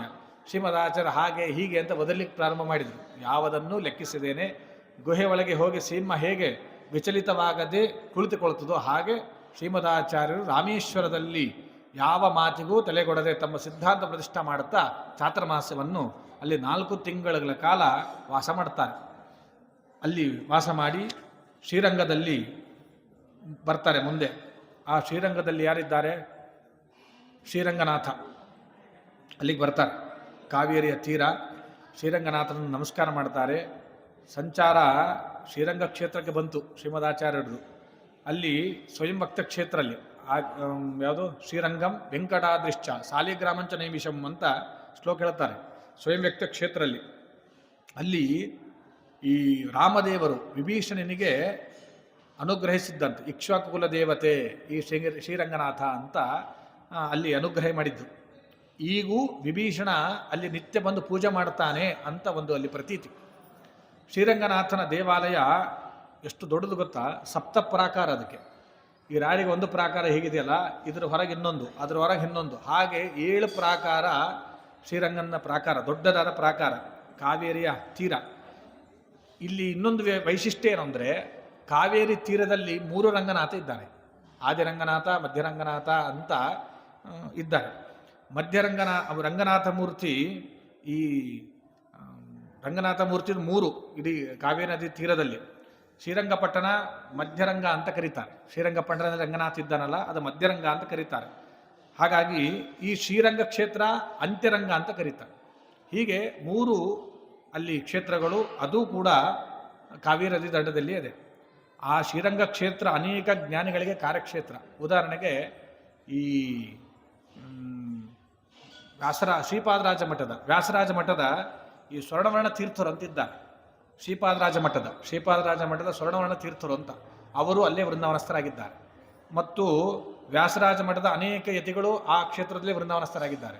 ಇನ್ನು ರಾಯರ ಮಠದ ಸೋಮತೀಂದ್ರ ತೀರ್ಥರು, ಉಪೇಂದ್ರ ತೀರ್ಥರು, ಮುನೀಂದ್ರ ತೀರ್ಥರು ಅವರು ಕೂಡ ಅಲ್ಲೇ ವೃಂದಾವನಸ್ಥರಾಗಿದ್ದಾರೆ. ಅನೇಕ ಜ್ಞಾನಿಗಳಿಗೆ ಅದೊಂದು ದೊಡ್ಡದಾದ ಕಾರ್ಯಕ್ಷೇತ್ರ, ಅದು ವಿಶಿಷ್ಟವಾದ ಕ್ಷೇತ್ರ ಅಂತ ಹೇಳ್ತಾರೆ. ಅದಾದ ಮೇಲೆ ಶ್ರೀಮದಾಚಾರ್ಯರು ದಕ್ಷಿಣಕ್ಕೆ ದಿಗ್ವಿಜಯ ಮಾಡ್ತಾರೆ. ಕ್ರಮೇಣ ಉಡುಪಿಯತ್ತ ಬರಬೇಕಾದ್ರೆ ಶ್ರೀರಂಗದಿಂದ ಶ್ರೀಮದಾಚಾರ್ಯರು ಅನೇಕ ಕ್ಷೇತ್ರಗಳನ್ನು ದರ್ಶನ ಮಾಡ್ತಾ ಮಾಡ್ತಾ ಶ್ರೀಮುಷ್ಣ ಕ್ಷೇತ್ರಕ್ಕೆ ಬರ್ತಾರೆ. ಶ್ರೀಮುಷ್ಣ ಕ್ಷೇತ್ರವೂ ಕೂಡ ಸ್ವಯಂ ವ್ಯಕ್ತ ಕ್ಷೇತ್ರ. ಅಲ್ಲಿ ಬಂದರು. ಅಲ್ಲಿ ಒಂದು ಅದ್ಭುತವಾದ ಒಂದು ಕಾರ್ಯ ಆಗ್ತದೆ. ಶ್ರೀಮದಾಚಾರ್ಯರು ಶ್ರೀಮುಷ್ಣ ಕ್ಷೇತ್ರಕ್ಕೆ ಬಂದಾಗ ಒಬ್ಬ ಕಾಂತಿ ಅಂತ ಒಬ್ಬ ತುಂಬ ಗರ್ಭಿಣಿ, ಅವಳು ತೆಗ್ಗು ಪ್ರದೇಶದಿಂದ ನೀರು ತಣ್ಕೊಂಡು ಬರ್ತಿದ್ಲು. ನೀರಿನ ಕಷ್ಟ ಇತ್ತಲ್ಲಿ. ಆ ತೆಗ್ಗು ಪ್ರದೇಶಕ್ಕೆ ಹೋಗಬೇಕು, ಆ ಶ್ರಮದಿಂದ ನೀರನ್ನು ಹೊತ್ತುಕೊಂಡು ಆ ತುಂಬ ಗರ್ಭಿಣಿ ಬರ್ತಿರೋದನ್ನು ಶ್ರೀಮದಾಚಾರ್ಯರು ನೋಡಿದರು. ಶ್ರೀಮುಷ್ಣದಲ್ಲಿ ನೋಡಿದಾಗ ಈ ತುಂಬ ಗರ್ಭಿಣಿ ನೀರಿನ ಪರದಾಟ ಬಹಳ ಕಷ್ಟ, ನೀರು ಅಲ್ಲಿಂದ ತುಂಬಿಕೊಂಡು ಬರ್ತಾ ಇದ್ದಾಳಲ್ಲ ಅಂಥೇಳಿ ಶ್ರೀಮದಾಚಾರ್ಯರು ಆ ನೀರಿನ ಸಮಸ್ಯೆ ಪರಿಹಾರ ಮಾಡಬೇಕು ಅಂಥೇಳಿ ಅವರೇನು ಮಾಡಿದರು ಅಂದರೆ ತಮ್ಮ ದಂಡದಿಂದ ಒಂದಲ್ಲಿ ತೀರ್ಥವನ್ನು ಸೃಷ್ಟಿ ಮಾಡ್ತಾರೆ ಶ್ರೀಮದಾಚಾರ್ಯರು. ಅದು ದಂಡತೀರ್ಥ ಅಂತ ಈಗೂ ಅದ್ಯಾಪಿಯೂ ಇದೆ ಅಲ್ಲಿ. ಅದು ವೇಣು ಮಹಾತ್ಮೆಯಲ್ಲಿ ಅದನ್ನು ಉಲ್ಲೇಖ ಮಾಡ್ತಾರೆ. ಈಗೂ ಕೂಡ ಆ ದಂಡತೀರ್ಥದಲ್ಲಿ ಮಾಘ ಶುದ್ಧ ನವಮಿ ದಿನ, ಇದೇ ಮಾಘ ಶುದ್ಧ ನವಮಿ ದಿನ ಮಂಗಳವಾರ ಬಂತು ಅಂದರೆ ಇನ್ನೂ ವಿಶೇಷ. ಅಲ್ಲಿ ಯಾರು ಸ್ನಾನ ಮಾಡಿ ವರಾಹದೇವರನ್ನು ದರ್ಶನ ಮಾಡ್ತಾರೋ ವಿಶೇಷ ಪುಣ್ಯ ಇದೆ ಅಂಥೇಳಿ ಅದನ್ನು ಹೇಳ್ತಾರೆ. ಭುವಂ ಕನಿತ್ವ ದಂಡೇನ ಜಲಪೂರ್ಣಂ ಸರೋವ್ಯಧಾತ್. ಶ್ರೀಮದಾಚಾರ್ಯರು ಆ ತುಂಬು ಗರ್ಭಿಣಿಗೆ ನೀರಿನ ಸಮಸ್ಯೆ ಇದ್ದಾಗ ತಮ್ಮ ದಂಡದಿಂದ ಅಲ್ಲಿ ತೀರ್ಥವನ್ನು ಮಾಡಿ ಆ ನೀರಿನ ಸಮಸ್ಯೆನ ಪರಿಹಾರ ಮಾಡಿರ್ತಕ್ಕಂತಹ ಕ್ಷೇತ್ರ ಆ ಶ್ರೀಮುಷ್ಣ ಕ್ಷೇತ್ರ. ಈಗೂ ಅಲ್ಲಿ ಕ್ಷೇತ್ರಕ್ಕೆ ಹೋದಾಗ ಅದನ್ನು ದರ್ಶನ ಮಾಡ್ಕೊಂಡು ಬರ್ಬೋದು. ಆ ವರಾಹ ಕ್ಷೇತ್ರದಲ್ಲಿಯೇ ಇನ್ನೊಂದು ಸಂದರ್ಭ, ಮಾರ್ಗ ಮಧ್ಯದಲ್ಲಿ ಒಬ್ಬ ಯೋಗಿ ಬಂದ. ಆ ಯೋಗಿ ಎಂಥವನು ಅಂದರೆ ವರಾಹ ಮಂತ್ರಗಳನ್ನು ವಿಶೇಷವಾಗಿ ಬಲ್ಲಿದವನು. ಅನೇಕ ವರಾಹ ಮಂತ್ರಗಳನ್ನು ಬಲ್ಲಿದವನು, 30 ವಿಧವಾದ. ನಮ್ಮ ವರಾಹ ಮಂತ್ರ 1 2 ಸಿಗ್ಬೋದು ನಮಗೆ. ಆ ಯೋಗಿಗೆ 30 ವಿಧವಾದ ವರಾಹ ಮಂತ್ರಗಳು ಗೊತ್ತಿತ್ತು ಅವನಿಗೆ. ಅವನಿಗೆ ಶ್ರೀಮದಾಚಾರ್ಯರ ಎದುರಾಗಿ ಬಂದರು, ದರ್ಶನ ಆಯಿತು. ಅವನೊಟ್ಟಿಗೆ ಮಾತುಕತೆ ಆಯಿತು. ಅವನು ತಿಳಿದ 30 ಮಂತ್ರಗಳು ಅಷ್ಟೇ, ನಾನೇ ಹೆಚ್ಚಿಗೆ ತಿಳಿದಿನ ಅಂತ ತಿಳಿದಿದ್ದ. ಶ್ರೀಮದಾಚಾರ್ಯರು ಅವನಿಗೆ ಇನ್ನೊಂದು ವಿಧವಾದ ವರಾಹ ಮಂತ್ರಗಳನ್ನು ತಿಳಿಸ್ತಾನೆ. ಇನ್ನೊಂದು ವಿಧವಾದ ವರಾಹ ಮಂತ್ರಗಳನ್ನು ತಿಳಿಸಿ ಅವನಿಗೆ 30 ವಾರಾಹಂ ಅನುವೀತ್ ಅಂತ ಹೇಳ್ತಾರೆ. ಆ ವರಾಹ ದೇವರ ಮಂತ್ರವನ್ನು ತಿಳಿಸಿದಾಗ ಗಾಬರಿಯಾದವನು ಶ್ರೀಮದಾಚಾರ್ಯರಿಗೆ ಮಂತ್ರಶಾಸ್ತ್ರದಲ್ಲಿಯೂ ಪರಿಣಿತಿ ಇತ್ತು. ಅದನ್ನು ಇಲ್ಲಿ ತಿಳಿಸ್ತಾರೆ. ಹೀಗೆ ಅಲ್ಲಿಂದ ಶ್ರೀಮುಷ್ಟದಿಂದ ಅವರು ಪುನಃ ಉಡುಪಿಗೆ ಬರ್ತಾರೆ. ಶ್ರೀಮುಷ್ಟದಲ್ಲಿ ಶ್ರೀಮದಾಚಾರ್ಯರು ಮಾಡಿದ ಒಂದು ದಂಡತೀರ್ಥ, ಆ ಯೋಗಿಗೆ ವಿಶೇಷವಾದ ವರಾಹ ಮಂತ್ರ. ಇನ್ನೊಂದು ಅಲ್ಲಿ ರಾಯರ ಮನೆ ಇದೆ ಅಲ್ಲಿ ಶ್ರೀಮುಷ್ಟ ಕ್ಷೇತ್ರದಲ್ಲಿ. ವರಾಹದೇವರ ಹಿಂಬದಿ, ವರಾಹದೇವರ ದೇವಸ್ಥಾನದ ಹಿಂದೆ ಒಂದು ದೊಡ್ಡದಾದ ಪುಷ್ಕರಣಿ ಇದೆ, ನಿತ್ಯ ಪುಷ್ಕರಣಿ ಅಂತ ಕರೀತಾರೆ. ಬಹಳ ದೊಡ್ಡದಿದೆ. ಈಶಾನ್ಯಕ್ಕೆ ದೊಡ್ಡದಾದ ಒಂದು ಅಶ್ವತ್ಥ ವೃಕ್ಷ ಇದೆ. ಆ ಅಶ್ವತ್ಥ ವೃಕ್ಷದ ಆ ಕಡೆ ಬದಿಯಲ್ಲಿ ರಾಯರ ತಾವು ಅಲ್ಲಿ ಸ್ವಲ್ಪ ದಿನಗಳ ಕಾಲ ತಂಗಿದ್ದು ಮನೆ ಇದೆ. ಈಗೂ ಆ ಮನೆ ರಾಯರ ಮನೆ ಅಂತ ಪ್ರಸಿದ್ಧ ಇದೆ. ಈಗೂ ಶ್ರೀಮಠದ ಸುಪರ್ದಿಯಲ್ಲೇ ಇದೆ. ಅದು ಶ್ರೀಮಠದ ಅಧೀನದಲ್ಲೇ ಆ ಮನೆ ಈಗೂ ಅಲ್ಲಿ ಹೋದರೆ ಕಾಣುತ್ತದೆ. ಕ್ಷೇತ್ರಕ್ಕೆ ಹೋದಾಗ ಆ ಮೂರನ್ನು ದರ್ಶನ ಮಾಡ್ಕೊಂಡು ಬರಬೇಕು. ಒಂದು ದಂಡತೀರ್ಥ, ವರಾಹಸ್ವಾಮಿ ದರ್ಶನ, ಮತ್ತು ರಾಯರ ಮನೆ, ಮತ್ತು ಆ ನಿತ್ಯ ಪುಷ್ಕರಣಿ, ಮತ್ತು ಅಶ್ವತ್ಥನಾರಾಯಣ ಸನ್ನಿಧಾನ. ಅದು ಅದ್ಭುತ ಕ್ಷೇತ್ರ. ಅದು ಅಲ್ಲಿ ಶ್ರೀಮದಾಚಾರ್ಯರು ಅಲ್ಲಿ ಹೋಗಿ ಇವೆಲ್ಲ ಕಾರ್ಯಗಳನ್ನು ಮಾಡಿ ಮುಂದೆ ಪಯಸ್ವಿನಿ ತಟಾಕಕ್ಕೆ ಬರ್ತಾರೆ. ತಟಾಕಕ್ಕೆ ಬಂದು ಅಲ್ಲಿ ಅನೇಕ ಜ್ಞಾನಿವರೆಣ್ಯರು ಬಂದು ಶ್ರೀಮದಾಚಾರ್ಯರ ಬಗ್ಗೆ ವಾಕ್ಯಾರ್ಥಗಳನ್ನು ಮಾಡ್ತಾರೆ. ಶ್ರೀಮದಾಚಾರ್ಯರು ಅದ್ಭುತವಾದ ದೇಹ ಕಾಂತಿಯವರದು. ಅವರು ಯಾವಾಗಲೂ ಮುಖ ಗಂಟಾಕೊಂಡು ಇರ್ತಿರ್ಲಿಲ್ಲ ಶ್ರೀಮದಾಚಾರ್ಯರು. ಕೆಲವೊಬ್ರು ಮುಖ ನೋಡಿದ್ರೆ ಇವನೇನಪ್ಪ ಯಾವ ಮುಖ ಗಂಟಾಕೊಂಡಿರ್ತಾನೆ, ಕೆಲವೊಬ್ಬರಂತೂ ಇವನು ಬಂದ ಅಂದ್ರೆ ಕೆಲಸನೇ ಆಗಲ್ಲ, ಹೀಗೆಲ್ಲ ಅಂತಿರ್ತೀವಲ್ಲ. ಹಾಗೆ ಶ್ರೀಮದಾಚಾರ್ಯರ ಮಂದಹಾಸ ಮುಖ ಚಂದ್ರನಂತೆ ಹೊಳಿತಾ ಇತ್ತು. ಕಮಲದಂತೆ ವಿಶಾಲವಾದ ಕಣ್ಣುಗಳು, ಹೊಂಬಣ್ಣದ ಶರೀರ ಕಾಂತಿ. ಅವರು ಮಾತಾಡಿದರೆ ಅದ್ಭುತವಾದ ಮಾತು, ಮಂಗಳಕರವಾದ ಮಾತು. ಯಾವಾಗಲೂ ಅಲಂಕಾರವನ್ನು ಯಾವುದೋ ಅಲಂಕಾರದ ವಸ್ತುಗಳನ್ನು ಹಾಕೊಂಡಿರಂಗಿಲ್ಲ ಶ್ರೀಮದಾಚಾರ್ಯ, ಆದರೂ ಅಲಂಕಾರ ಪ್ರಾಯರಾಗಿ ಕಾಣಿಸ್ತಾರೆ ಶ್ರೀಮದಾಚಾರ್ಯರು. ಅಂತಹ ಶ್ರೀಮದಾಚಾರ್ಯನ ನೋಡಲಿಕ್ಕೆ ಅನೇಕ ಪ್ರಾಜ್ಞರು ವಿದ್ವಾಂಸರು ಅಲ್ಲಿಗೆ ಬರ್ತಾರೆ. ಅದಾದ ಮೇಲೆ ಒಂದು ಪ್ರಸಂಗ, ಆರನೇ ಸರ್ಗದಲ್ಲಿ ಒಂದು ವಿದ್ವತ್ ಸಭೆ. ಆ ಸಭೆಯೊಳಗೆ ಒಬ್ಬ ಪಂಡಿತ ಎದ್ದು ನಿಂತು ಹೇಳ್ತಾನೆ, ಶ್ರೀಮದಾಚಾರ್ಯರೇ, ಐತರೇಯದ ಒಂದು ಸೂಕ್ತದ ಒಂದು ಅರ್ಥವನ್ನು ಹೇಳ್ರಿ ಅಂತ ಹೇಳ್ತಾರೆ. ಆಗ ಹೇಳಿದಾಗ ಶ್ರೀಮದಾಚಾರ್ಯರು ಹೇಳ್ತಾರೆ, ಐತರೇಯ ಶಾಖೆಯ ಒಂದು ಸೂಕ್ತ ಅದು, ಆ ಸೂಕ್ತದ ನೀವು ಅರ್ಥವನ್ನು ಹೇಳ್ರಿ ಅಂತ ಹೇಳಿದಾಗ ಶ್ರೀಮದಾಚಾರ್ಯರು ಆ ಐತರೇಯ ಶ್ರುತಿಯ ಅರ್ಥವನ್ನು ಹೇಳಲಿಕ್ಕೆ ಪ್ರಾರಂಭ ಮಾಡ್ತಾರೆ. ಅರ್ಥವನ್ನು ಹೇಳಿದ ಮೇಲೆ ಉತ್ತರ ಬಂತಲ್ಲ, ಅಲ್ಲಿದ್ದವರಿಗೆ ಸಹನೆ ಆಗಲಿಲ್ಲ. ಅವನಂದ ಇದು ಈ ಅರ್ಥ ಅಲ್ಲ ಅಂತ ಹೇಳ್ದ. ನೀವು ಹೇಳಿದ ಈ ಅರ್ಥ ಅಲ್ಲ ಅಂತ ಹೇಳಿದ ಮೇಲೆ ಶ್ರೀಮದಾಚಾರ್ಯಂದರು, ಸರಿ ನೀವು ಹೇಳಿದೇನು ಅರ್ಥ ಇದೆಯಲ್ಲ ಅದೂ ಒಂದು ಅರ್ಥ ಇದೆ ಅಂತ ಹೇಳ್ತಾರೆ. ಅದಕ್ಕೆ ಹೇಳ್ತಾರೆ, ಭಾರತಂ ನನು ಶತಾರ್ಥಮಪಿ ಸ್ಯಾತ್ ವೈಷ್ಣವಂ ಪದಸಹಸ್ರತಯಂ ಹಿ. ಏನು ಅಂದರೆ ಶ್ರೀಮದಾಚಾರ್ಯ ಹೇಳ್ತಾರೆ, ನೋಡಿ ವೇದಗಳಿಗೆ 3 ಅರ್ಥ ಇರ್ತಾವಂತೆ. ವೇದಗಳಿಗೆ 3 ಅರ್ಥಗಳುಂಟು, ಮಹಾಭಾರತಕ್ಕೆ 10 ಅರ್ಥಗಳುಂಟು, ವಿಷ್ಣು ಸಹಸ್ರನಾಮಕ್ಕೆ 100 ಅರ್ಥಗಳುಂಟು. ಹಾಗಾಗಿ ನಾನು ವೇದಕ್ಕೆ ಅರ್ಥ ಹೇಳಿದ ಒಂದು ಅರ್ಥ, ನೀವು ಇನ್ನೊಂದು ಅರ್ಥ ಹೇಳಿರಿ, ಅದೂ ಸರಿ ಅಂತ ಹೇಳಿದರು. ಇಲ್ಲಿ ಶ್ರೀಮದಾಚಾರ್ಯರ ಒಂದು ಇದು ತಿಳಿಸ್ತಾರೆ, ಏನಂದರೆ ನಾವೇನಾದರೂ ಆಗಿದ್ದರೆ ಇಲ್ಲಿಲ್ಲ ನಾ ಹೇಳಿದ್ದೇ ಸತ್ಯ ಅಂತ ಜಗಳ ಆಡ್ತೀವಿ. ಶ್ರೀಮದಾಚಾರ್ಯ ಹಾಗೆ ಹೇಳಿಲ್ಲ, ನೀನು ಹೇಳಿದ್ದು ಸರಿಯಪ್ಪ, ವೇದಕ್ಕೆ 3 ಅರ್ಥ ಇರ್ತದೆ, ನೀನು ಹೇಳಿದ್ದು ಸರಿ, ನಾನು ಹೇಳಿದ್ದು ಸರಿ ಅಂತ ಹೇಳ್ತಾರೆ. ಹಾಗಾದರೆ ಅವನು ಕೇಳಿಲ್ಲ, ಅಷ್ಟು ಹೇಳಿದ್ರು ಕೇಳಿಲ್ಲ, ನಾ ಹೇಳಿದ್ದೇ ಸತ್ಯ ಅಂತ ಹೇಳ್ತಾರೆ. ಶ್ರೀಮದಾಚಾರ್ಯ ಅಂದರು, ವೇದಕ್ಕೆ 3 ಅರ್ಥ, ಭಾರತಕ್ಕೆ 10 ಅರ್ಥ, ವಿಷ್ಣು ಸಹಸ್ರನಾಮಕ್ಕೆ 100 ಅರ್ಥ, ತ್ರಯೋರ್ಥ ಸರ್ವವೇದೇಶು ದಶಾರ್ಥಾ ಸರ್ವಭಾರತೆ ವಿಷ್ಣು ಸಹಸ್ರನಾಮಾಪಿ ನಿರಂತರ ಶತಾರ್ಥಕಂ. ಇಷ್ಟು ಹೇಳಿದ ಮೇಲೆ ಅವನಿಗೆ ಶ್ರೀಮದಾಚಾರ್ಯ ಇಷ್ಟು ಹೇಳಿದ್ದೇ ತಡ, ಅವನಿಗೆ ಖುಷಿ ಆಯ್ತು. ಏನು ಗೊತ್ತಾ, ನಾನು ಶ್ರೀಮದಾಚಾರ್ಯರನ್ನು ವಾದದಲ್ಲಿ ಗೆಲ್ತೇನೆ. ಯಾಕೆ ಹೇಳ್ರಿ, 3 ಅರ್ಥ ಶ್ರೀಮದಾಚಾರ್ಯ ಹೇಳಿಬಿಡ್ತಾರೆ, 10 ಅರ್ಥ ಹೇಳ್ಬೋದು. ವಿಷ್ಣು ಸಹಸ್ರ 100 ಅರ್ಥ ಹೇಳಬೇಕಲ್ಲ ಒಂದು ಶಬ್ದಕ್ಕೆ, ಶ್ರೀಮದಾಚಾರ್ಯಗೆ 100 ಅರ್ಥ ಹೇಳಲಿಕ್ಕೆ ಸಾಧ್ಯ ಇಲ್ಲ. ಹಾಗಾಗಿ ನೀವು ವಿಷ್ಣು ಸಹಸ್ರನಾಮ 100 ಅರ್ಥವನ್ನು ಹೇಳ್ರಿ ಅಂತ ಕೇಳಿದ ಮೇಲೆ ಶ್ರೀಮದಾಚಾರ್ಯರೆಂದರು, ವರ್ಣಯಾಮಿ ತದಹಂ ಸಕಲಂ ವಹ ಸೌಷ್ಠವಾದನು ವದಂತು ಭವಂತಹ. ಶ್ರೀಮದಾಚಾರ್ಯರು ಅವನಿಗೆ ಪುನಃ ಒಂದು ಮಾತು ಹೇಳಿದರು, ನಾನು ವಿಷ್ಣು ಸಹಸ್ರನಾಮಕ್ಕೆ ಒಂದೊಂದು ಶಬ್ದಕ್ಕೆ 100 ಅರ್ಥ ಹೇಳ್ತೇನೆ, ಆದರೆ ಒಂದು ಕರಾರು ಏನಂದರೆ ನಾನು ಹೇಳಿದ 100 ಅರ್ಥವನ್ನು ಪುನಃ ನೀವು ನಂಗೆ ಒಪ್ಪಿಸ್ಬೇಕಂತ ಹೇಳಿದರು. ನಾನು ಹೇಳಿದ್ದನ್ನು ನೀವು ಪುನಃ ನಂಗೆ ಒಪ್ಪಿಸ್ಬೇಕು, ಆಗ ನಾನು ಹೇಳ್ತೇನೆ. ಆಗ ಅವ್ರು ಹೇಳಿದರು, ಆಯಿತು ಸ್ವಾಮಿ ನಾವು ಒಪ್ಪಿಸ್ತೇವೆ ಅಂತ. ಶ್ರೀಮದಾಚಾರ್ಯರು ಹಾಗೆ ಆಗಲಿ ಅಂತ ಹೇಳಿ ಶ್ರೀಮದಾಚಾರ್ಯರು ಪ್ರಾರಂಭ ಮಾಡಿದರು. ವಿಷ್ಣು ಸಹಸ್ರನ ಬದಲಿಗೆ ವಿಶ್ವಂ ಅಂತ ಬರ್ತದೆ. ವಿಶ್ವ ಎಂಬ ಶಬ್ದಕ್ಕೆ 100 ಅರ್ಥಗಳನ್ನು ಹೇಳಲಿಕ್ಕೆ ಪ್ರಾರಂಭ ಮಾಡಿದರು. ಪ್ರಾರಂಭ ಮಾಡಿದಾಗ ಇವರಿಗೆ ಸುಮ್ಮನೆ ಅರ್ಥ ಯಾವುದಾದ್ರು ಹೇಳ್ತಿರ್ಲಿಲ್ಲ. ಈ ವಿದ್ವಾಂಸರ ಮುಂದೆ ಅರ್ಥ ಹೇಳಬೇಕಂದ್ರೆ ಬಹಳ ಕಷ್ಟ. ಯಾಕೆ ಅಂದರೆ ನಾವು ಹೇಳುವಂಥ ಅರ್ಥ ವ್ಯಾಕರಣದಲ್ಲಿ ದೋಷ ಬರಬಾರದು, ಉಪನಿಷತ್ ವಾಕ್ಯಗಳಲ್ಲಿ ಅರ್ಥ ಇರಬೇಕು, ಶಾಸ್ತ್ರಾರ್ಥ ವಿಚಾರ ಇದು. ಸುಮ್ಮನೆ ನೀವು ಮಾತಾಡೋದಲ್ಲ ಇದು. ವಿಶ್ವಮ ಶಬ್ದಕ್ಕೆ 100 ಅರ್ಥ ಹೇಳಿಕ್ಕೆ ಪ್ರಾರಂಭ ಮಾಡಿದರು. ಎಲ್ಲಿಯೂ ದೋಷ ಕಾಣ್ತಾ ಇಲ್ಲ. ವ್ಯಾಕರಣದಿಂದ ನೋಡಿದರೆ ದೋಷ ಇಲ್ಲ, ಉಪನಿಷತ್ ಇತ್ಯಾದಿಗಳಿಂದ ನೋಡಿದರೆ ಎಲ್ಲಿ ನೋಡಿದ್ರೆ ದೋಷಗಳಿಲ್ಲ. 100 ಅರ್ಥ ಪ್ರಾರಂಭ ಮಾಡಿದರು. ಮಾಡಿದ ಮೇಲೆ ಪಂಡಿತರು ಏನು ಪ್ರಶ್ನೆ ಮಾಡಿದ್ರು, ಗಾಬರಿ ಆಗ್ಲಿಕ್ಕೆ ಶುರು ಮಾಡಿದ್ರು. ವಿಶ್ವಂಬ 10 ಅರ್ಥ ಆಯ್ತು, 20 ಅರ್ಥ ಆಯ್ತು, 30 ಅರ್ಥ ಆಯ್ತು. 20-30 ಅರ್ಥ ನೆನ್ಪಿಟ್ಕೊಂಡ, 35-40 ಹಿಂದಿನ ಸ್ಮರಣೆ ಹೋಗ್ಲಿಕ್ಕೆ ಪ್ರಾರಂಭ ಆಯ್ತು. ಗಾಬರಿ ಆಗ್ಲಿಕ್ಕೆ ಪ್ರಾರಂಭ ಮಾಡಿದ. ಶ್ರೀಮದಾಚಾರ್ಯರು 100 ಅರ್ಥಗಳನ್ನು ತಡೆ ಇಲ್ಲದೇನೆ ನಾವು ಒಂದು ಅರ್ಥ ಹೇಳಬೇಕು, ಅಂತ ಹೇಳ್ತೀವಿ. ಶ್ರೀಮದಾಚಾರ್ಯ ಹಾಗಲ್ಲ. ಅವರು ಪ್ರಾರಂಭ ಮಾಡಿದ ಮೇಲೆ ಎಲ್ಲಿಯೂ ಪ್ರವಾಹ ನಿಂತಿಲ್ಲ, ಹೇಳ್ತಾ ಹೋಗ್ತಾ ಇದ್ದಾರೆ. ಗಾಬರಿ ಆಗ್ಲಿಕ್ಕೆ ಪ್ರಾರಂಭ ಮಾಡಿದ. ಅಲ್ಲಿರ್ತಕ್ಕಂಥವ್ರೆಲ್ಲರೂ ಶ್ರೀಮದಾಚಾರ್ಯ 100 ಅರ್ಥ ಹೇಳಿದರು, ಆದರೆ ನಾವು ಪುನಃ ಒಪ್ಪಿಸ್ಬೇಕಲ್ಲ.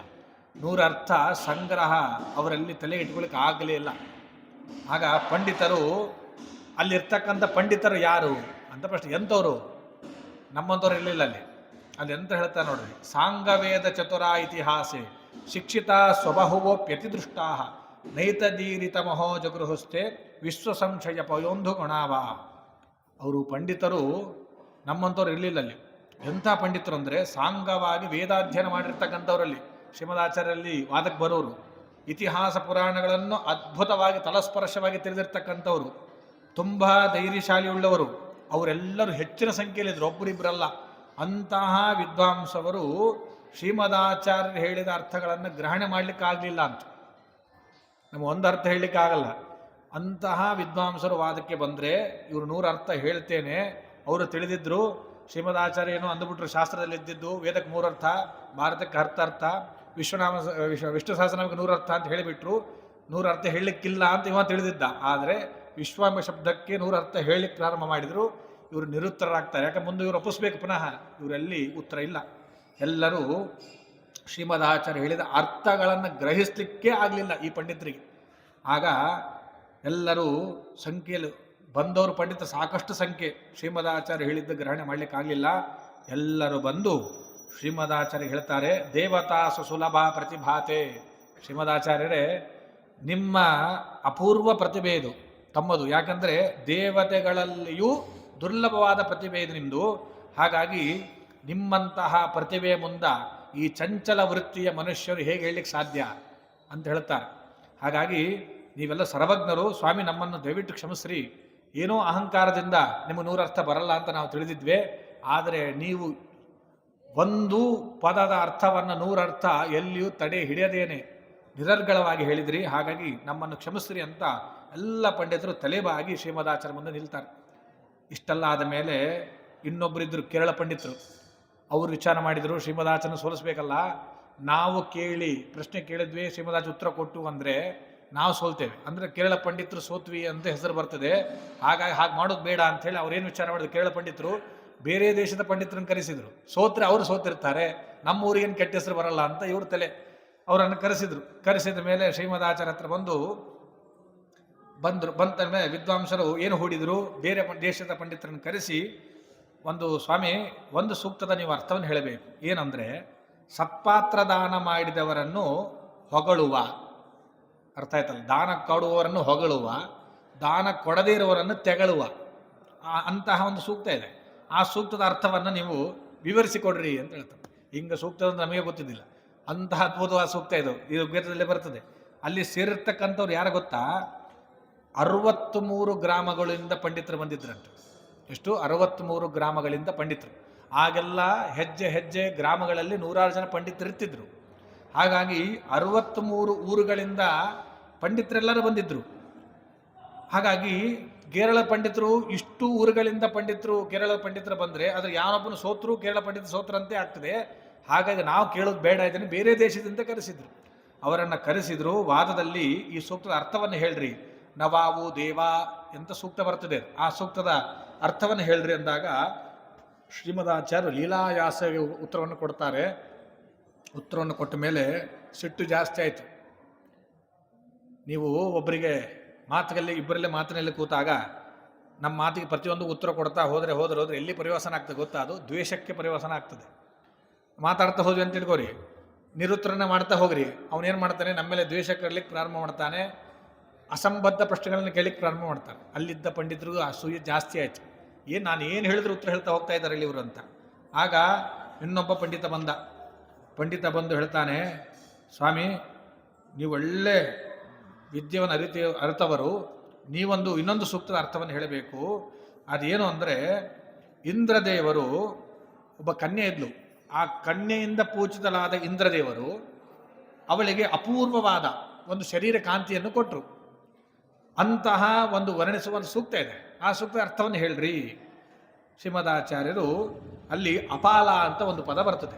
ಅದಕ್ಕೆ ಶ್ರೀಮದಾಚಾರ್ಯರು ಅಪಾಲ ಎಂಬ ಶಬ್ದಕ್ಕೆ ಅತಿ ತರುಣಿ ಅಂತ ಅರ್ಥ ಅಂತ ಶ್ರೀಮದಾಚಾರ್ಯ ಹೇಳಿದರು. ಇಷ್ಟು ಹೇಳಿದ ಮೇಲೆ ಅವನು ಎದುರಿಗಿದ್ದ ಪ್ರಶ್ನೆ ಹಾಕಿದ ಪಂಡಿತ ಅಂದ, ಅಪಾಲಾಂಬ ಪದಕ್ಕೆ ಅತಿ ತರುಣಿ ಅಂತೇನಿದೆ ನೀವು ಹೇಳಿದ್ರಲ್ಲ ಸ್ವಾಮಿ, ಅದು ತಪ್ಪು ಅಂತ ಹೇಳಿದ. ಶ್ರೀಮದಾಚಾರ್ಯ ಹೇಳಿದರು, ಮತ್ತು ಅದಕ್ಕೆ ಏನು ಅರ್ಥ ಅಂತ ಕೇಳಿದರು. ಅವನು ಹೇಳಿದ, ಅಪಾಲಾಂಬ ಪದಕ್ಕೆ ಶ್ವೇತ ಕುಷ್ಠರೋಗದವಳು ಅಂತ ಅರ್ಥ ಅಂತ ಹೇಳಿದೆ. ಶ್ರೀಮದಾಚಾರ್ಯ ಹೇಳಿದರು, ಕಶ್ಚಿದೇಶ್ಯತೆ ವಿಪಶ್ಚಿದಿ ಹೈನಂ ಪೃಚ್ಛತೆ ತತ್. ಒಂದು ಕೆಲಸ ಮಾಡಿರಿ, ನಾನು ಈ ಅರ್ಥ ಹೇಳಿದ್ದೇನೆ, ನೀವು ಶ್ವೇತ ಕುಷ್ಠರೋಗದವಳು ಅಂತ ಹೇಳಿದ್ರಿ. ಇಷ್ಟರಲ್ಲೇ ಒಬ್ಬ ವಿದ್ವಾಂಸರು ಇಲ್ಲಿಗೆ ಬರ್ತಾರೆ, ಅವರಿಗೆ ಈ ಪದದ ಅರ್ಥ ಕೇಳ್ರಿ ಅಂತ ಹೇಳಿ ಶ್ರೀಮದಾಚಾರ್ಯ ಅಲ್ಲಿಂದ ಎದ್ದು ಹೋದರು.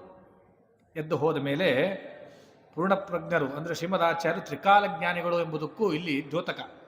ಒಬ್ಬ ಪಂಡಿತ ಬರ್ತಾನೆ, ಅವರಿಗೆ ಇದನ್ನು ಕೇಳಿದ್ರೆ ಅವನು ಹೇಳ್ತಾನೆ ಅಂತ ಅರ್ಥ ಹೇಳಿ ಶ್ರೀಮದಾಚಾರ್ಯ ಎದ್ದು ಹೋದರು. ಅಲ್ಲಿ ಶ್ರೀಮದಾಚಾರ್ಯ ಒಬ್ಬ ಪಂಡಿತ ಬರ್ತಾನೆ ಅಂತ ಇಷ್ಟೇ ಹೇಳಿಲ್ಲ, ಅಲ್ಲಿ ಒಂದು ಹೇಳ್ತಾರೆ ಏನು ಅಂತಂದರೆ, ಅಲ್ಲಿ ಬರುವಂತಹ ಪಂಡಿತನ ಆಕೃತಿಯೂ ಸಹಿತ ಹೇಳಿದರು. ಅವನು ಹೀಗಿರ್ತಾನೆ, ಬಿಳಿ ಬಣ್ಣ, ಎತ್ತರ ಇರ್ತಾನೆ, ಏನೋ ಕೆಲವು ಲಕ್ಷಣ ಇರ್ತಾವಲ್ಲ ಅದೆಲ್ಲ ಹೇಳಿದ್ರಂತೆ. ಇಂಥ ಒಬ್ಬ ಪಂಡಿತ ಬರ್ತಾನೆ, ಅವನಿಗೆ ಈ ಪದದ ಅರ್ಥ ಕೇಳ್ರಿ, ಅವನ ಉತ್ತರ ಹೇಳ್ತಾನೆ ಅಂತ ಹೇಳಿ ಶ್ರೀಮದಾಚಾರ್ಯ ಹೋದರು. ಹೋದ ಮೇಲೆ ಶ್ರೀಮದಾಚಾರ್ಯ ಹೋದ ವಿರುದ್ಧ ದಿಕ್ಕಿನಿಂದ ಆ ಪಂಡಿತ ಆ ಸಭೆಗೆ ಬಂದ ಮೇಲೆ, ಸ್ವಾಮಿ ಇದು ಪದದ ಅರ್ಥ ಏನು ಅಂತ ಕೇಳಿದ್ರಿ ಇವರು. ಶ್ರೀಮದಾಚಾರ್ಯ ಅತಿ ತರುಣಿ ಅಂತ ಹೇಳಿದರು. ಅದನ್ನೇ ಆ ಪಂಡಿತ ಹೇಳಿದ. ಆಗ ಇವರೆಲ್ಲರೂ ದಿಗ್ಭ್ರಾಂತರಾದರು. ಶ್ರೀಮದಾಚಾರ್ಯ ಹೇಗೆ ಗೊತ್ತಿತ್ತು, ಈಗ ಒಬ್ಬನಲ್ಲಿ ಪಂಡಿತ ಬರ್ತಾನೆ, ಈ ಪದದ ಅರ್ಥಕ್ಕೆ ಇದೇ ನಾನು ಹೇಳಿದ ಅರ್ಥನೇ ಹೇಳ್ತಾನೆ ಅಂತ ಹೇಗೆ ಗೊತ್ತಾಗ್ತದೆ ಅಂತ ಈ ಅಲ್ಲಿರ್ತಕ್ಕಂಥ ಪಂಡಿತ ದಿಗ್ಭ್ರಾಂತರಾದರು. ಹಾಗಾಗಿ ಶ್ರೀಮದಾಚಾರ್ಯ ತ್ರಿಕಾಲಜ್ಞಾನಿಗಳು ಎಂಬುದನ್ನು ಕೂಡ ಇಲ್ಲಿ ತೋರಿಸ್ತಾರೆ.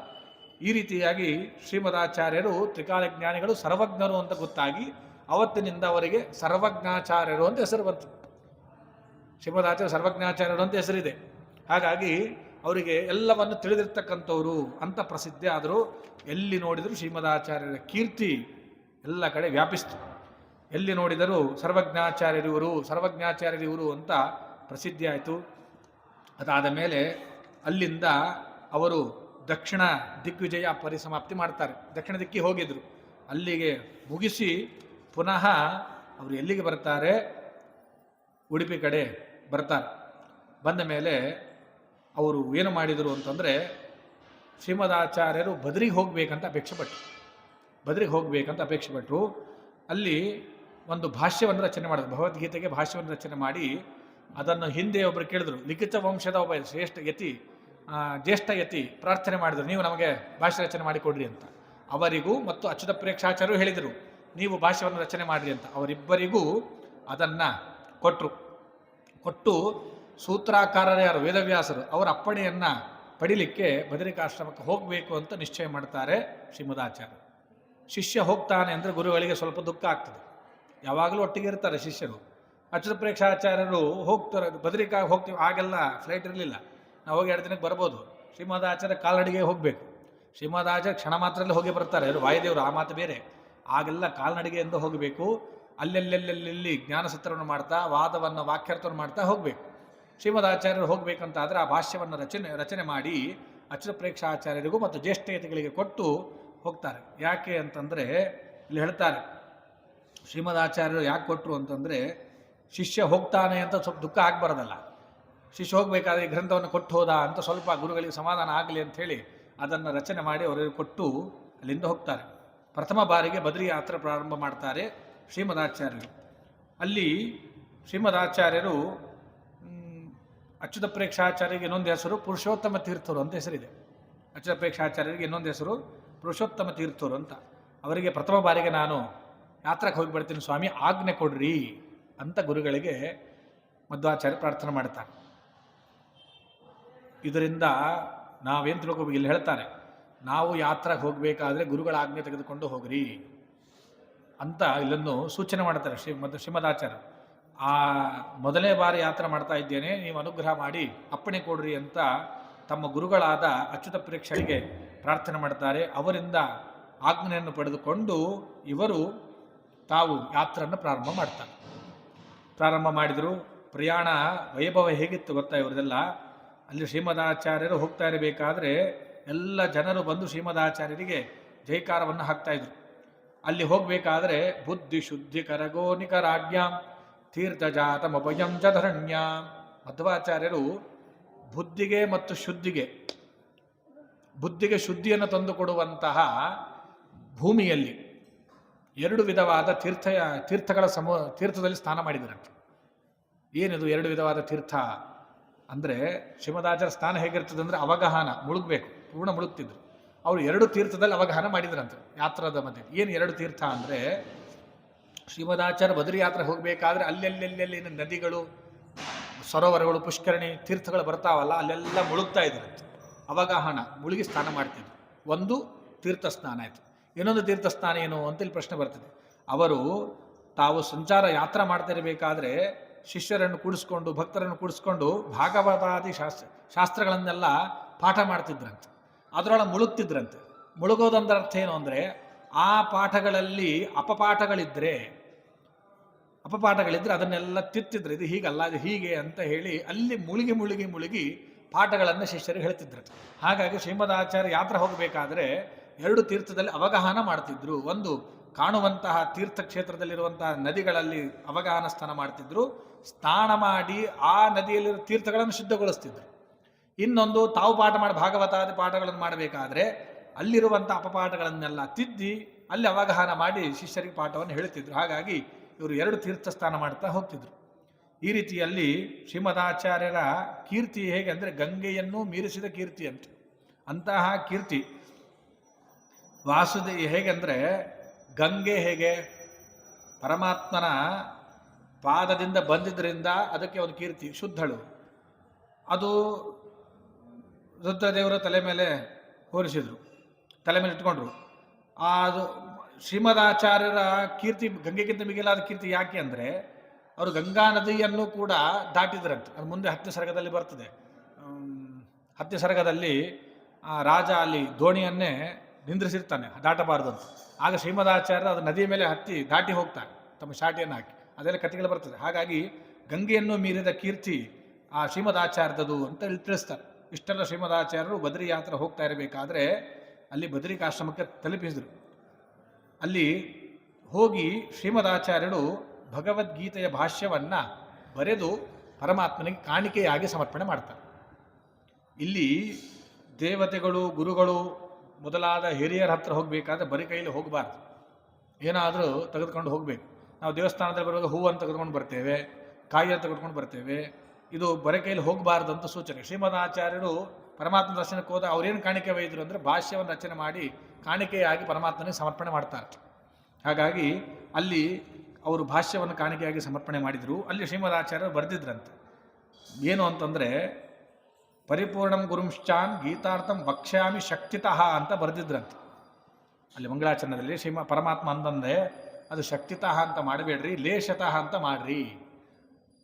ಅಲ್ಲ, ಲೇಷತಃ ಅಂತ ಮಾಡ್ರಿ ಅಂತ ಹೇಳಿದ್ರೆ, ಯಾಕೆಂದರೆ ನೀವು ಆ ಶಾಸ್ತ್ರದಲ್ಲಿರ್ತಕ್ಕಂತಹ ಅತೀ ಸೂಕ್ಷ್ಮವಾದ ಅರ್ಥಗಳನ್ನು ತಿಳಿದಿದ್ದೀರಿ. ಶಕ್ತಿತ ಅಂದರೆ ನಾನು ಶಕ್ತಿಯಾನುಸಾರವಾಗಿ ಯಥಾಶಕ್ತಿ ಬರೆದಿದ್ದೇನೆ ಅಂತ ಬರೆದಿದ್ರು. ಅದು ಹಾಗೆ ಮಾಡಬೇಡ್ರಿ ಅಂತ ಪರಮಾತ್ಮ ಅಂದ. ಲೇಷತಃ ಅಂತ ಮಾಡ್ರಿ. ಯಾಕಂದ್ರೆ ಶ್ರೀಮದಾಚಾರ್ಯರಿಗೆ ಅದರೊಳಗೆ ಎಷ್ಟು ಆಳವಾಗಿ ಇಳಿದ್ರು ಸೂಕ್ಷ್ಮ ಅರ್ಥಗಳನ್ನು ಹೇಳಿಕ್ಕೆ ಸಮರ್ಥರವರು. ಆದರೂ ಅವೆಲ್ಲವನ್ನಲ್ಲಿ ಬರೆದಿರಲಿಲ್ಲ. ಯಾಕೆ ಮುಂದೆ ಓದೋರು ಯಾರು ಅದನ್ನು ಓದಲ್ಲ ಅಂತ. ಹಾಗಾಗಿ ಪರಮಾತ್ಮ ಅಂದ, ಅದರ ಶಕ್ತಿತಃ ಅಂತ ತೆಗೆದು ಲೇಷತಃ ಅಂತ ಹಾಕ್ರಿ ಅಂತ ಪರಮಾತ್ಮನ ಆಜ್ಞೆ ಆಗ್ತಿದೆ. ಪರಮಾತ್ಮನ ಆಜ್ಞೆಯಂತೆ ಅದನ್ನು ತೆಗೆದು ಲೇಷತಃ ಅಂತ ಬರೀತಾರೆ. ಬರೆದ ಮೇಲೆ ಶಿಷ್ಯರಿಗೆ ಮತ್ತೊಮ್ಮೆ ಗೀತಾಭಾಷ್ಯದ ಪಾಠವನ್ನು ಮಾಡ್ತಾ ಇರಬೇಕಾದ್ರೆ ಶಿಷ್ಯರೆಲ್ಲ ಮಲಗಿದಾಗ ಪರಮಾತ್ಮ ಭೂಮಿಯನ್ನು ಬಡಿತಾನಂತೆ. ಬಡಿದು ಹೇಳ್ತಾನಂತೆ, ನನಗೆ ಇನ್ನೊಮ್ಮೆ ಆ ಗೀತಾಭಾಷ್ಯ ಪ್ರವಚನವನ್ನು ಮಾಡ್ರಿ ಅಂತ ಪರಮಾತ್ಮ ಹೇಳ್ತಾನೆ. ಹೇಳಿದ ಮೇಲೆ ಆಗ ಶ್ರೀಮದಾಚಾರ್ಯರು ಮತ್ತೆ ಗೀತಾಭಾಷ್ಯ ಪಾಠವನ್ನು ಪ್ರಾರಂಭ ಮಾಡ್ತಾರೆ. ಅದಾದ ಮೇಲೆ ಶ್ರೀಮದಾಚಾರ್ಯರು ಬದರಿಯಲ್ಲಿ 48 ದಿನಗಳ ಕಾಲ ಒಂದು ಮಂಡಲ ಅಲ್ಲಿ ಸನ್ನಿಹಿತರಾಗಿರ್ತಾರೆ. ಅವ್ರು ಹೇಗಿತ್ತು ದಿನಚರಿ ಅಂದರೆ, ಮಜ್ಜನಂ ವ್ಯಧಿತ ಶೀತಲ ಗಂಗಾವಾರಿ ನಿತ್ಯ ಮರುಣೋದಯ ಕಾಲೇ. ಯಾರ್ಯಾರು ಇಲ್ಲಿ ಬದ್ರಿಗೆ ಹೋದವರಿಗೆ ಗೊತ್ತಿರ್ತದೆ ಅಲಕನಂದ ನದಿ ಹೇಗಿರ್ತದೆ ಅಂತ. ಅಲಕನಂದ ನದಿ ಹಿಮದ ನೀರದು. ಹಿಮ ಮಂಜು ಕರಿಗೆ ನೀರಾಗಿ ಹರಿತಿರ್ತದೆ. ಮುಟ್ಲಿಕ್ಕೂ ಸಾಧ್ಯ ಅಷ್ಟು ತಂಪಾಗಿರ್ತದೆ. ಅದರ ಮುಳುಗಿದ್ರೆ ಒಂದು ಕ್ಷಣ ನಮ್ಮ ಮೈಯಲ್ಲಿ ತಿಕ್ಕೋಬೇಕು, ಯಾಕಂದರೆ ರಕ್ತ ಚಲನೆ ನಿಂತು ಹೋಗಿರ್ತದೆ. ಅಂತಹ ತಂಪಾದ ನೀರದು. ಯಾರು ಹೋಗಿ ಮುಳುಗಿದವರಿಗೆ ಅನುಭವ ಇರ್ತದೆ. ನಾವೆಲ್ಲ ಮುಳುಗಿವಿ 3-4 ಸಲ, ಮುಳುಗಿದ ಮೇಲೆ 10 ಸಲ ಮೈಯಲ್ಲಿ ತಿಕ್ಕೊಂಡಿವಿ, ಅಷ್ಟು ತಂಪಾದ ನೀರದು. ಅಂತಹ ನೀರಿನಲ್ಲಿ ಅವರು 10 ಗಂಟೆಗೆ 12 ಗಂಟೆಗೆ 1 ಗಂಟೆಗೆ ಸ್ನಾನ ಮಾಡ್ತಿರ್ಲಿಲ್ಲ. ಅರುಣೋದಯ ಕಾಲೆ. ನಾವು ಚಳಿಗಾಲ ಬಂತಂದರೆ 11ಕ್ಕೂ 10ಕ್ಕೂ ಸ್ನಾನ ಮಾಡ್ತೀವಿ, ಬಿಸಿನೀರಿದ್ರು. ಶ್ರೀಮದಾಚಾರ್ಯರು ಅರುಣೋದಯ ಕಾಲೆ 3-4 ಗಂಟೆ ಸುಮಾರು ಆ ಹಿಮದ ನೀರು, ತಂಪಾದ ಆ ನೀರಿನಲ್ಲಿ ಅವರು ಅವಗಾಹನ ಸ್ನಾನ ಮಾಡ್ತಿದ್ರು. ಹಿಂಗೆ ಹಾಕೋತಿದ್ದಿಲ್ಲ, ಹಿಂಗೆ ಮುಳುಗ್ತಿದ್ರಂತೆ ಶ್ರೀಮದಾಚಾರ್ಯರು. ಅಷ್ಟು ಮುಳುಗ್ತಿದ್ರು ಅವರು. ಅರುಣೋದಯ ಕಾಲದ ಅವಗಾಹನ ಸ್ನಾನವನ್ನು ಮಾಡ್ತಾ ಅವರು ಒಂದು ದಿನ 2 ದಿನ ಮಾಡಿದ್ರಾ? ಇಲ್ಲ, 48 ದಿನಗಳ ಕಾಲ ಬರೀ ಸ್ನಾನವನ್ನು ಮಾಡ್ತಿರ್ಲಿಲ್ಲ ಅವರು. ಇನ್ನೇನು ಮಾಡಿದ್ರು ಅದನ್ನು ಹೇಳ್ತಾರೆ. ಕಾಷ್ಟಮೌನಂ. ಅವರು ಅಲ್ಲಿ ಪರಮಾತ್ಮನ ಪ್ರೀತಿಗಾಗಿ ಕಾಷ್ಟಮೌನ ವ್ರತವನ್ನು ಆಚರಣೆ ಮಾಡ್ತಾರೆ. ಉಪವಾಸದಿಂದ, ನಿರಾಹಾರ, ನೀರು ಆಹಾರ ಅಲ್ಲ, ನಿರಾಹಾರ, ಯಾವುದು ತೋತಿದ್ದಿಲ್ಲ ಅವರು. ಅನಂತ ಮಠದಲ್ಲಿ ನೆನೆಸಿ, ಅನಂತ ಮಠ ಅಂದರೆ ಅಲ್ಲಿ ಇದನ್ನು ಇಲ್ಲಿ ಹೇಳ್ತಾರೆ. ಅನಂತ ಮಠ ಅಂದರೆ ಪರಮಾತ್ಮ ಬದ್ರಿನಾರಾಯಣನ ಪ್ರಾಕಾರ ಏನಿದೆ ಅದು ಅನಂತ ಮಠ ಅಂತ ಕರೀತಾರೆ. ಅಲ್ಲಿ ಶ್ರೀಮದಾಚಾರ್ಯ ಕಾಷ್ಟಮೌನ ವ್ರತ, ಪರಿಪೂರ್ಣ ಉಪವಾಸ, ಇದನ್ನು ಆಚರಣೆ ಮಾಡಿ. ಕಾಷ್ಟಮೌನ ವ್ರತ ಅಂದರೆ ಏನು ಅಂತ ನಮಗೆ ಪ್ರಶ್ನೆ ಬರ್ತದೆ. ಕಾಷ್ಟಮೌನ ಅಂದರೆ ಕಟ್ಟಿಗೆ ಮಾತನಾಡ್ತದ? ಕಟ್ಟಿಗೆ ಮಾತನಾಡೋದಿಲ್ಲ. ಕಟ್ಟಿಗೆ ಹೇಗೆ ಒಂದು ಕಡೆ ಹಾಗಿದ್ರೆ ಹಾಗೆ ಇರ್ತದಲ್ಲ, ಮಾತನಾಡೋದಿಲ್ಲ. ಹಾಗೆ ಶ್ರೀಮದಾಚಾರ್ಯರು ಇಡೀ ಕಾಷ್ಟದಂತೆ ಸಂಪೂರ್ಣವಾಗಿ ಮೌನ ವಹಿಸಿದ್ರು. ಪರಮಾತ್ಮನ ಪ್ರೀತಿಗಾಗಿ ವ್ರತ ಮಾಡಿದರು, ಶುದ್ಧವಾದ ಉಪವಾಸ ಮಾಡಿದರು, ಪರಿಪೂರ್ಣವಾದ ನಿರಾಹಾರ. ಇದನ್ನು ಪರಮಾತ್ಮನ ಪ್ರೀತಿಗಾಗಿ ಶ್ರೀಮದಾಚಾರ್ಯರು ಬದರಿಯಲ್ಲಿ ಕ್ಷೇತ್ರದಲ್ಲಿ ಅರುಣೋದಯ ಕಾಲದಲ್ಲಿ ಅವಗಾಹನ ಸ್ಥಾನ ಮಾಡ್ತಾ ಅವರು ಅನಂತ ಮಠದಲ್ಲಿ ಬದರಿನಾರಾಯಣ ಗುಡಿಯ ಒಳಾಂಗಣ ಪ್ರದೇಶದಲ್ಲಿ ಅವರು 48 ದಿನಗಳ ಈ ವ್ರತವನ್ನು ಆಚರಿಸಿದರು. ಈ ರೀತಿಯಾಗಿ ದಿನಚರಿತ್ರೆ ಅವರದು. ಒಂದು ಮಂಡಲ ಪರ್ಯಂತ ಪರಮಾತ್ಮನ ವಿಶೇಷವಾದ ಆಚರಣೆ ಮಾಡಿದ್ದರಿಂದ ವೇದವ್ಯಾಸರೂಪಿ ಪರಮಾತ್ಮ ನಾರಾಯಣ ಅವರಿಗೆ ದರ್ಶನ ಕೊಟ್ಟಾಗ. ಸಾಮಾನ್ಯ ನಾವು 2-3 ದಿನ ಪೂಜೆ ಮಾಡಿ ದೇವ್ರು ನಮ್ಗೆ ಅದು ಕೊಟ್ಟಿಲ್ಲ ಇದು ಕೊಟ್ಟಿಲ್ಲ ಅಂತ ಬೈತೀವಿ. ಅಥವಾ ಯಾವಾಗೋ 1 ಲಕ್ಷ ಪುಷ್ಪಾರ್ಚನೆ ಮಾಡಿ ಅದ್ರಾಗ ನಾವೊಂದು 700 ರೂಪಾಯಿ ರಸೀಟ್ ಹರಿಸಿ ನಮಗೆ ಈ ಕೆಲಸ ಮಾಡಿಲ್ಲ ಅಂತ ನಾವಂತೀವಿ. ಆದರೆ 48 ದಿನಗಳ ವಾಯುದೇವರೇ ಅಷ್ಟು ಸೇವೆ ಮಾಡಿದ ಪರಮಾತ್ಮನ ದರ್ಶನಕ್ಕಾಗಿ ಕಾಷ್ಟಮೌನ ವ್ರತ ಮಾಡಿ ಉಪವಾಸದಿಂದಿದ್ದು ದೇಹ ದಂಡಿಸಿ ಶುದ್ಧ ಮಾಡಿಕೊಂಡು ಪರಮಾತ್ಮನ ಪೂಜೆ ಮಾಡ್ತಾ ಶಿಷ್ಯರ ಪಾಠ ಹೇಳ್ತಾ ಅವರು ನಿರಂತರ 48 ದಿನಗಳ ಕಾಲ ವ್ರತ ಆಚರಣೆ ಮಾಡಿದರು. ಆಗ ಪರಮಾತ್ಮ ದರ್ಶನ ಕೊಟ್ಟ, ಬೆಳಕಿನ ರೂಪದಲ್ಲಿ ದರ್ಶನ ಕೊಟ್ಟ. ವೇದವ್ಯಾಸರು ಮಧ್ವಾಚಾರ್ಯರಿಗೆ ಸಾಕ್ಷಾತ್ ದರ್ಶನ ಆಯಿತು, ಶಿಷ್ಯರಿಗೆ ಆಗಲಿಲ್ಲ, ಬೆಳಕು ಮಾತ್ರ ಕಾಣಿಸ್ತು. ಇವರಿಗೆ ದರ್ಶನ ಆಯಿತು. ದರ್ಶನ ಆದ ಮೇಲೆ ಮಧ್ವಾಚಾರ್ಯರಿಗೆ ಏನಿತ್ತು ಅಂದರೆ ಪರಮಾತ್ಮನ ದರ್ಶನಕ್ಕೆ ಹೋಗ್ಬೇಕು ಇವರು ಮಧ್ವಾಚಾರ್ಯರು. ವೇದವ್ಯಾಸರು ರಾತ್ರಿ ದರ್ಶನ ಕೊಟ್ಟು ಅಲ್ಲಿಂದ ಹೊರಟೋಗ್ಬಿಟ್ರು. ನನ್ನ ಹತ್ರ ಬರ್ಬೇಕು ನೀವು ಅಂತ.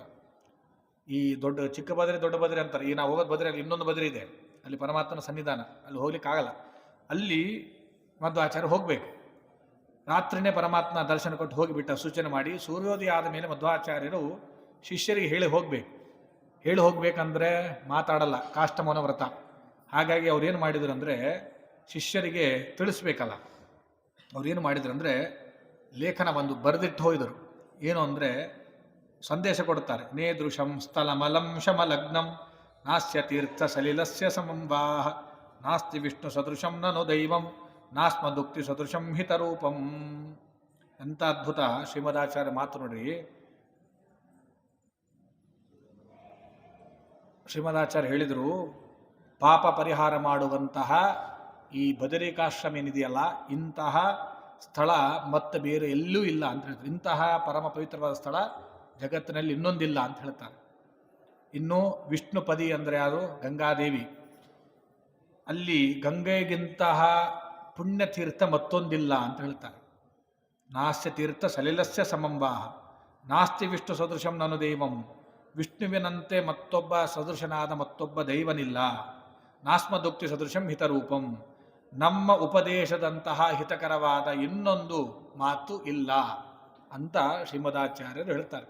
ಹಾಗಾಗಿ ಬದರಿಗೆ ಯಾಕೆ ಹೋಗಬೇಕು ಅಂತಂದರೆ ಪಾಪ ಪರಿಹಾರವಾಗ್ತದೆ, ಒಂದು ಹೋಗಬೇಕು. ಅಷ್ಟಲ್ಲದೇ ನಮ್ಮ ಮೂಲ ಗುರುಗಳ ಆದೇಶವೂ ಹೌದು.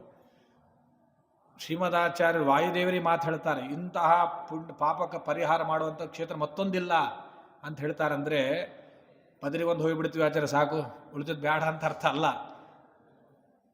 ಎಲ್ಲವೂ ಪಾಪ ಪರಿಹಾರಕವಾದ ಕ್ಷೇತ್ರಗಳೇ, ಆದರೆ ಅದು ಹೆಚ್ಚಿನದ್ದು ಅಂತ ಅರ್ಥ. ಪರ್ಸೆಂಟೇಜ್ ಜಾಸ್ತಿ ಅಂದರೆ ಅದು ಆ ಕ್ಷೇತ್ರದ ಮಹಿಮೆಯನ್ನು ಹೇಳಲಿಕ್ಕೆ ಶ್ರೀಮದಾಚಾರ್ಯರು ಅಷ್ಟು ಮಹತ್ವವನ್ನು ಹೇಳಿದರು. ವಿಶೇಷ ಸನ್ನಿಧಾನ ಇರ್ತಕ್ಕಂಥ ಕ್ಷೇತ್ರ ಅದು. ಹಾಗಾಗಿ ಗಂಗೆಗಿಂತ ತೀರ್ಥ ಇನ್ನೊಂದಿಲ್ಲ ಅಂತ ಮತ್ತು ಯಮುನಾ ನದಿ ಮುಳುಗಂಗಿಲ್ಲ ಅನ್ಬೇಡ್ರಿ, ಎಲ್ಲೂ ಮುಳುಗಬೇಕು. ಗಂಗೆಗಿಂತ ತೀರ್ಥವಾದದ್ದಿಲ್ಲ, ಅದು ವಿಶೇಷವಾದದ್ದು ಎಂಬುದಾಗಿ ಶ್ರೀಮದಾಚಾರ್ಯ ಮಾತನ್ನು ಹೇಳ್ತಾರೆ. ನಾನು ಹೇಳುವಂತಹ ಉಪದೇಶ ಏನಿದೆ, ಇಂತಹ ಉಪದೇಶ ಮತ್ತೊಂದಿಲ್ಲ ಅಂತ ಹೇಳ್ತಾರೆ. ಇಂತಹ ಶ್ರೀಮದಾಚಾರ್ಯರು ಅದನ್ನು ಬರೆದು ಸಂದೇಶ ಶಿಷ್ಯರಿಗೆ ತಿಳಿಸಿದರು. ತಿಳಿಸಿದ ಮೇಲೆ ಹೇಳಿದರು, ಈ ಪವಿತ್ರ ಶಿಷ್ಯರು ಹೇಳಿದರು, ಶಿಷ್ಯರೇ ನೀವು ಇಲ್ಲೇ ಇರ್ರಿ, ಇಂತಹ ಪಾಪ ಪರಿಹಾರ ಮಾಡೋ ಕ್ಷೇತ್ರದಲ್ಲಿ ಇರ್ರಿ, ಅಲಕಾನಂದದಲ್ಲಿ ಸ್ನಾನ ಮಾಡ್ರಿ, ನಾನು ಉಪದೇಶ ಮಾಡಿರುವಂಥ ಶಾಸ್ತ್ರಗಳನ್ನು ಮನನ ಚಿಂತನೆ ಮಾಡುತ್ತಾ ಕಾಲ ಕಳೀರಿ ಅಂತ ಶ್ರೀಮದಾಚಾರ್ಯ ಶಿಷ್ಯರು ಹೇಳಿರ್ತಕ್ಕಂಥ ಮಾತಿದು. ಕೇವಲ ಅವರ ಶಿಷ್ಯರಿಗಲ್ಲ, ಅವರ ಪರಂಪರೆಯಲ್ಲಿ ಬಂದ ನಾವೆಲ್ಲರೂ ಶಿಷ್ಯರೇ. ಆನಂದ ತೀರ್ಥರೇ ನಮ್ಮ ಗತಿ ಗೋತ್ರರಯ್ಯ ಅಂತ ಹೇಳ್ತಾರಲ್ಲ, ಹಾಗಾಗಿ ಅವರ ಶಿಷ್ಯರಾಗಿ ನಾವೆಲ್ಲರೂ ಆ ಮಾತನ್ನು ಪರಿಪಾಲನೆ ಮಾಡಬೇಕು. ಹಾಗಾಗಿ ಶಿಷ್ಯರನ್ನು ಕುರಿತು ಇಡೀ ಜಗತ್ತಿಗೆ ನೀಡಿರ್ತಕ್ಕಂತಹ ಸಂದೇಶ ಇದು. ಹಾಗಾಗಿ ಶ್ರೀಮದಾಚಾರ್ಯ ಸಾಕ್ಷಾತ್ ಬರೆದ ಶ್ಲೋಕ ಇದು. ಹೀಗಾಗಿ ಶ್ರೀಮದಾಚಾರ್ಯರು ಅದನ್ನು ಬರೆದಿದ್ದರು. ವೇದವ್ಯಾಸ ರೂಪದ ಪರಮಾತ್ಮನನ್ನು ಕಾಣುವ ಬಯಕೆಯಿಂದ ನಾವು ಹೋಗ್ತಾ ಇದ್ದೇವೆ ಅಂತ ಬರೆದಿದ್ರು ಶಿಷ್ಯರಿಗೆ. ನಾವು ಹೋಗ್ತಾ ಇದ್ದೇವೆ, ನಾನು ಮತ್ತಿಲ್ಲಿ ಬರ್ತೀನಿ ಇಲ್ಲೋ ಗೊತ್ತಿಲ್ಲ ಅಂದರೆ ಅರ್ಥಾತ್ ಪರಮಾತ್ಮನ ಆಜ್ಞೆ ಆದರೆ ನಾನು ಪುನಃ ಬರ್ತೇನೆ, ಇಲ್ಲ ಅಂದರೆ ನಾನು ಅಲ್ಲೇ ಪರಮಾತ್ಮ ಸನ್ನಿಧಾನದಲ್ಲಿ ಇರ್ತೇನೆ, ನಿಮಗೆಲ್ಲರಿಗೂ ಮಂಗಳವಾಗಲಿ ಅಂತ ಶಿಷ್ಯರಿಗೆ ಬರೆದು ಶ್ರೀಮದಾಚಾರ್ಯರು ಪರಮಾತ್ಮನಿರುವಂಥ ಇನ್ನೊಂದು ಬದಲಿಗೆ ಹೋಗಿಬಿಟ್ಟಿದ್ರು. ಶಿಷ್ಯರು ಅದನ್ನು ನೋಡಿ ಗಾಬರಿ ಆದರು. ನಾಥನಾಥ ಬತನೋತ್ರ ವಿನಾಥಾನ್ ಮಾತ್ಯಜೋರು ಕರುಣೋ ಭಗವಂಸ್ತ್ವಂ. ಶಿಷ್ಯರು ಅದನ್ನು ನೋಡಿ ಹೇಳ್ತಾರೆ, ಸ್ವಾಮಿ ಮಧ್ವಾಚಾರ್ಯರೇ, ನೀವು ಕರುಣಾಳುಗಳು, ನೀವು ನಮ್ಮನ್ನು ಹೀಗೆ ಬಿಟ್ಟು ಹೋದರೆ ನಾವು ಅನಾಥರಾಗ್ತೇವೆ ಅಂತ ಶಿಷ್ಯರು ಹೇಳ್ತಾರೆ. ಶ್ರೀಮದಾಚಾರ್ಯರು ಇದ್ದಾರಿಲ್ಲೋ ಅಂತ, ಅಂದರೆ ಶ್ರೀಮದಾಚಾರ್ಯ ಅಂದರೆ ವಾಯುದೇವರು, ಹನುಮ ಭೀಮ ಮಧ್ವ ಹೌದಲ್ಲ, ಶ್ರೀಮದಾಚಾರ್ಯ ಇದ್ದಾರಿಲ್ಲೋ ಅಂತೇಳಿ ಒಂದು 3 ನಿಮಿಷ ಮೂಗು ಮುಚ್ಚಿರಿ ಗೊತ್ತಾಗ್ತದೆ, ಅವ್ರು ಇದ್ದಾರಿಲ್ಲ ಅಂತ ಗೊತ್ತಾಗ್ಬಿಡ್ತದೆ. ಅವರು ವಾಯು, ಅವರಿಲ್ಲ ಅಂದರೆ ನಾವು ಇರಂಗಿಲ್ಲ, ನಮ್ಮನ್ನು ಹೊರ ಹೋಗೋದು ಬಿಡ್ತಾರೆ. ವಾಯುದೇವರು ಇಲ್ಲಿಲ್ಲ ಅಂದರೆ ನಮ್ಮನ್ನು ಹೊರ ಹೋಗೋದು ಸುಟ್ಟು ಹಾಕಿಬಿಡ್ತಾರೆ. ಹಾಗಾಗಿ ಶಿಷ್ಯರಂದರು, ಸ್ವಾಮಿ ಪೂಜ್ಯರೇ ಮಧ್ವಾಚಾರ್ಯರೇ, ನೀವು ಕರುಣಾಳುಗಳು, ನೀವು ನಮ್ಮನ್ನು ಹೀಗೆ ಅನಾಥರನ್ನಾಗಿ ಬಿಟ್ಟು ಹೋಗಬೇಡ್ರಿ ಅಂತ ಶಿಷ್ಯರು ಅಳ್ತಾರೆ. ಹೀಗೆಲ್ಲ ಬೇಡಿಕೊಳ್ಳುತ್ತಾರೆ. ಆದರೂ ನೆನೆಸ್ಕೊಂಡ್ರು, ಏನು ಗುರುಗಳ ಅಭಿಪ್ರಾಯ ಏನು, ನಾನು ಪರಮಾತ್ಮ ದರ್ಶನಕಾಂಕ್ಷೆಯಾಗಿ ಹೋಗ್ತಾ ಇದ್ದೇನೆ ಅಂತ ಗುರುಗಳ ಅಭಿಪ್ರಾಯ. ನಾವು ಅದನ್ನು ಮೀರಿ ಗುರುಗಳ ಹಿಂದೆ ಬೆನ್ನು ಹಟ್ಟಿದರೆ ಗುರುಗಳಿಗೆ ಅಡ್ಡಿ ಆಗ್ತದೆ ಎಂಬ ಭಯ. ಗುರುಗಳ ಮಾತು ಕೇಳೋದು ಒಂದು ಗುರುಭಕ್ತಿ, ಗುರುಗಳ ಅಭಿಪ್ರಾಯಕ್ಕೆ ವಿರುದ್ಧವಾಗದೆ ನಡೆದುಕೊಳ್ಳುವುದು ಒಂದು ಗುರುಭಕ್ತಿ. ಈ ನಾನು ಗುರುಗಳಿಗೆ ಸೇವೆ ಮಾಡ್ತೇನೆ, ಗುರುಗಳ ಮಾತು ಕೇಳ್ತೇನೆ, ಸರಿ, ಗುರುಗಳಿಗೆ ನೀವು ಇದು ಬರಬಾರ್ದು ಅಂತ ಹೇಳಿದರೆ ನಾನು ಹೋಗ್ತೀನಿ ಅಂದರೆ ಅದನ್ನು ಗುರುಭಕ್ತಿ ಅಲ್ಲದು. ಗುರುಗಳು ಏನು ಹೇಳಿದ್ದಾರೆ ಅದನ್ನು ಮಾಡಬೇಕು. ಇದು ಆ ಶಿಷ್ಯರಲ್ಲಿತ್ತು. ಗುರುಗಳು ಹೇಳಿದ್ದಾರೆ, ಇಲ್ಲೇ ಇದ್ದು ನೀವು ಅಲಕನಂದ ಸ್ನಾನ ಮಾಡಿ ಪರಮಾತ್ಮ ದರ್ಶನ ಮಾಡಿಕೊಂಡು ಪಾಪಗಳನ್ನು ಕಳೆದ ಚಿಂತನೆ ಮಾಡಿರಿ ಅಂತ ಆಜ್ಞೆ ಆಗಿದೆ. ಹಾಗಾಗಿ ಗುರುಗಳ ಅಭಿಪ್ರಾಯಕ್ಕೆ ಅಡ್ಡಿ ಆಗಬಾರದು ಅಂತ ಹೇಳಿ ಅವರು ಭಯದಿಂದ ಹಾಗೆ ಮಧ್ವಾಚಾರ್ಯರನ್ನ ಗುರುಗಳನ್ನು ಸ್ಮರಣೆ ಮಾಡುತ್ತಾ ಕೂತಿದ್ದಾರೆ. ಹಾಗಾಗಿ ನಾವು ಬೇಡಿಕೊಳ್ಳಬೇಕು, ಮಧ್ವಾಚಾರ್ಯರೇ ನೀವು ಪರಮ ಕರುಣಾಳುಗಳು, ನಾವು ಪರಮ ಪಾಪಿಷ್ಠರು, ನೀವು ನಮ್ಮನ್ನು ಅನಾಥರನ್ನಾಗಿ ಮಾಡಬೇಡ್ರಿ ಅಂತ ನಾವು ಅವ್ರು ಬೇಡ್ಕೊಳ್ಬೇಕು. ಯಾಕೆಂದರೆ ಅದನ್ನು ಮಾತಃ ಮೇ, ನೀವು ನನಗೆ ತಾಯಿ ಇದ್ದಂತೆ, ಮಾತರಿಶ್ವನ್ ಅಂತ ಹನುಮಂತ ದೇವರಿಗೆ ಕರೆದು ಹೇಳ್ತಾರೆ, ನೀವು ನನಗೆ ತಾಯಿ ಇದ್ದಂತೆ, ಪಿತಃ ತಂದೆ ಇದ್ದಂತೆ, ಅತುಲ ಗುರು ಸ್ವಾಮಿನ ಸರ್ವಾಂತರಾತ್ಮನ್, ನೀವೆಲ್ಲ ಕಡೆ ಇದ್ದೀರಿ, ಹಾಗೆ ಎಲ್ಲಿ ಬೇಡ್ಕೊಂಡಿದ್ದಾರಲ್ಲ ಹಾಗೆ ಅದನ್ನೇ ಇಲ್ಲಿ ಬೇಡ್ಕೊಳ್ತಾರೆ, ನಾವು ಅನಾಥರನ್ನಾಗಿ ಮಾಡಬೇಡ್ರಿ ಸ್ವಾಮಿ ಅಂತ ಮಧ್ವಾಚಾರ್ಯ ಬೇಡ್ಕೊಳ್ತಾರೆ. ನಾವು ಹಾಗೆ ಗಟ್ಟಿ ಬೇಡ್ಕೊಳ್ಳೋಣ, ನೀವು ನಮ್ಮನ್ನು ಅನಾಥರು ಮಾಡಬೇಡ್ರಿ ಸ್ವಾಮಿ, ನೀವು ನಮ್ಮ ಹಿಂದೆ ಇದ್ದು ಸುಜ್ಞಾನವನ್ನು ಕೊಡ್ರಿ ಅಂತ ಪ್ರಾರ್ಥನೆ ಮಾಡಬೇಕು. ಹೀಗೆ ಗುರುಗಳು ಪ್ರಾರ್ಥನೆ ಮಾಡಿದಾಗ ಒಬ್ಬ ಶಿಷ್ಯನಿಗೆ ತಡ್ಕೊಳ್ಳಿಕ್ಕಾಗಲಿಲ್ಲ. ಅವರೇ ಸತ್ಯತೀರ್ಥರು ಅಂತ. ಅವರು ಪರಮಾತ್ಮ ಮಧ್ವಾಚಾರ್ಯರಿಂದ ಐತರೇಯ ಶ್ರುತಿಯ ಅರ್ಥವನ್ನು 3 ಬಾರಿ ಕೇಳಿದರು. ಶ್ರೀಮದಾಚಾರ್ಯ ನೇರ ಮುಖದಿಂದ 3 ಬಾರಿ ಕೇಳಿರ್ತಕ್ಕಂಥ ಶಿಷ್ಯರು. ಅವರಿಗೆ ಗುರುಗಳ ಅಲ್ಲಿ ಇಲ್ಲ ಎಂಬ ಏನು ದುಃಖ ಇದೆಲ್ಲ ತಾಳ್ಲಿಕ್ಕೆ ಆಗಲಿಲ್ಲ. ಅವ್ರೇನು ಮಾಡಿಬಿಟ್ರು, ಶ್ರೀಮದಾಚಾರ್ಯನ ಹಿಂಬಾಲಿಸ್ಲಿಕ್ಕೆ ಹೋದರು. ಮಧ್ವಾಚಾರ್ಯನ ಹಿಂಬಾಲಿಸ್ತಾ ಸತ್ಯತೀರ್ಥರು ಹೋಗ್ತಾರೆ. ಆ ಸತ್ಯತೀರ್ಥರ ಪರಂಪರೆ ಈಗಿನ ಭಂಡಾರಗಿರಿ ಮಠ. ಆ ಸತ್ಯತೀರ್ಥರು ಅವರನ್ನು ಬೆನ್ನಟ್ಟಿಕೊಂಡು ಹೋದರು. ಅವ್ರು ಎಲ್ಲಿ ಹೋದರು ಗೊತ್ತು? ಶ್ರೀಮದಾಚಾರ್ಯ ಎಲ್ಲಿ ಹೋಗಿದ್ರು ಅಂದರೆ, ಅವ್ರು ಹೋಗುವಂಥ ಮಾರ್ಗ ದುರ್ಗ ಮಾರ್ಗ ಗತಮಪ್ಯನು ಧಾವನ್. ಶ್ರೀಮದಾಚಾರ್ಯ ಹೋಗುವ ಮಾರ್ಗ ನಮ್ಮಂಗೆ ರೋಡ್ ಇರಲಿಲ್ಲ. ಗುಡ್ಡಗಳು, ಬೆಟ್ಟಗಳು, ಅಲ್ಲೊಂದು ಬಂಡಿ ಇಲ್ಲೊಂದು ಬಂಡಿ, ಇಲ್ಲಿ ಬಂಡಿಯಿಂದ ಆ ಬಂಡಿಗೆ ಕಾಲಿಡಬೇಕು, ನಡುವ ಪಾತಾಳ.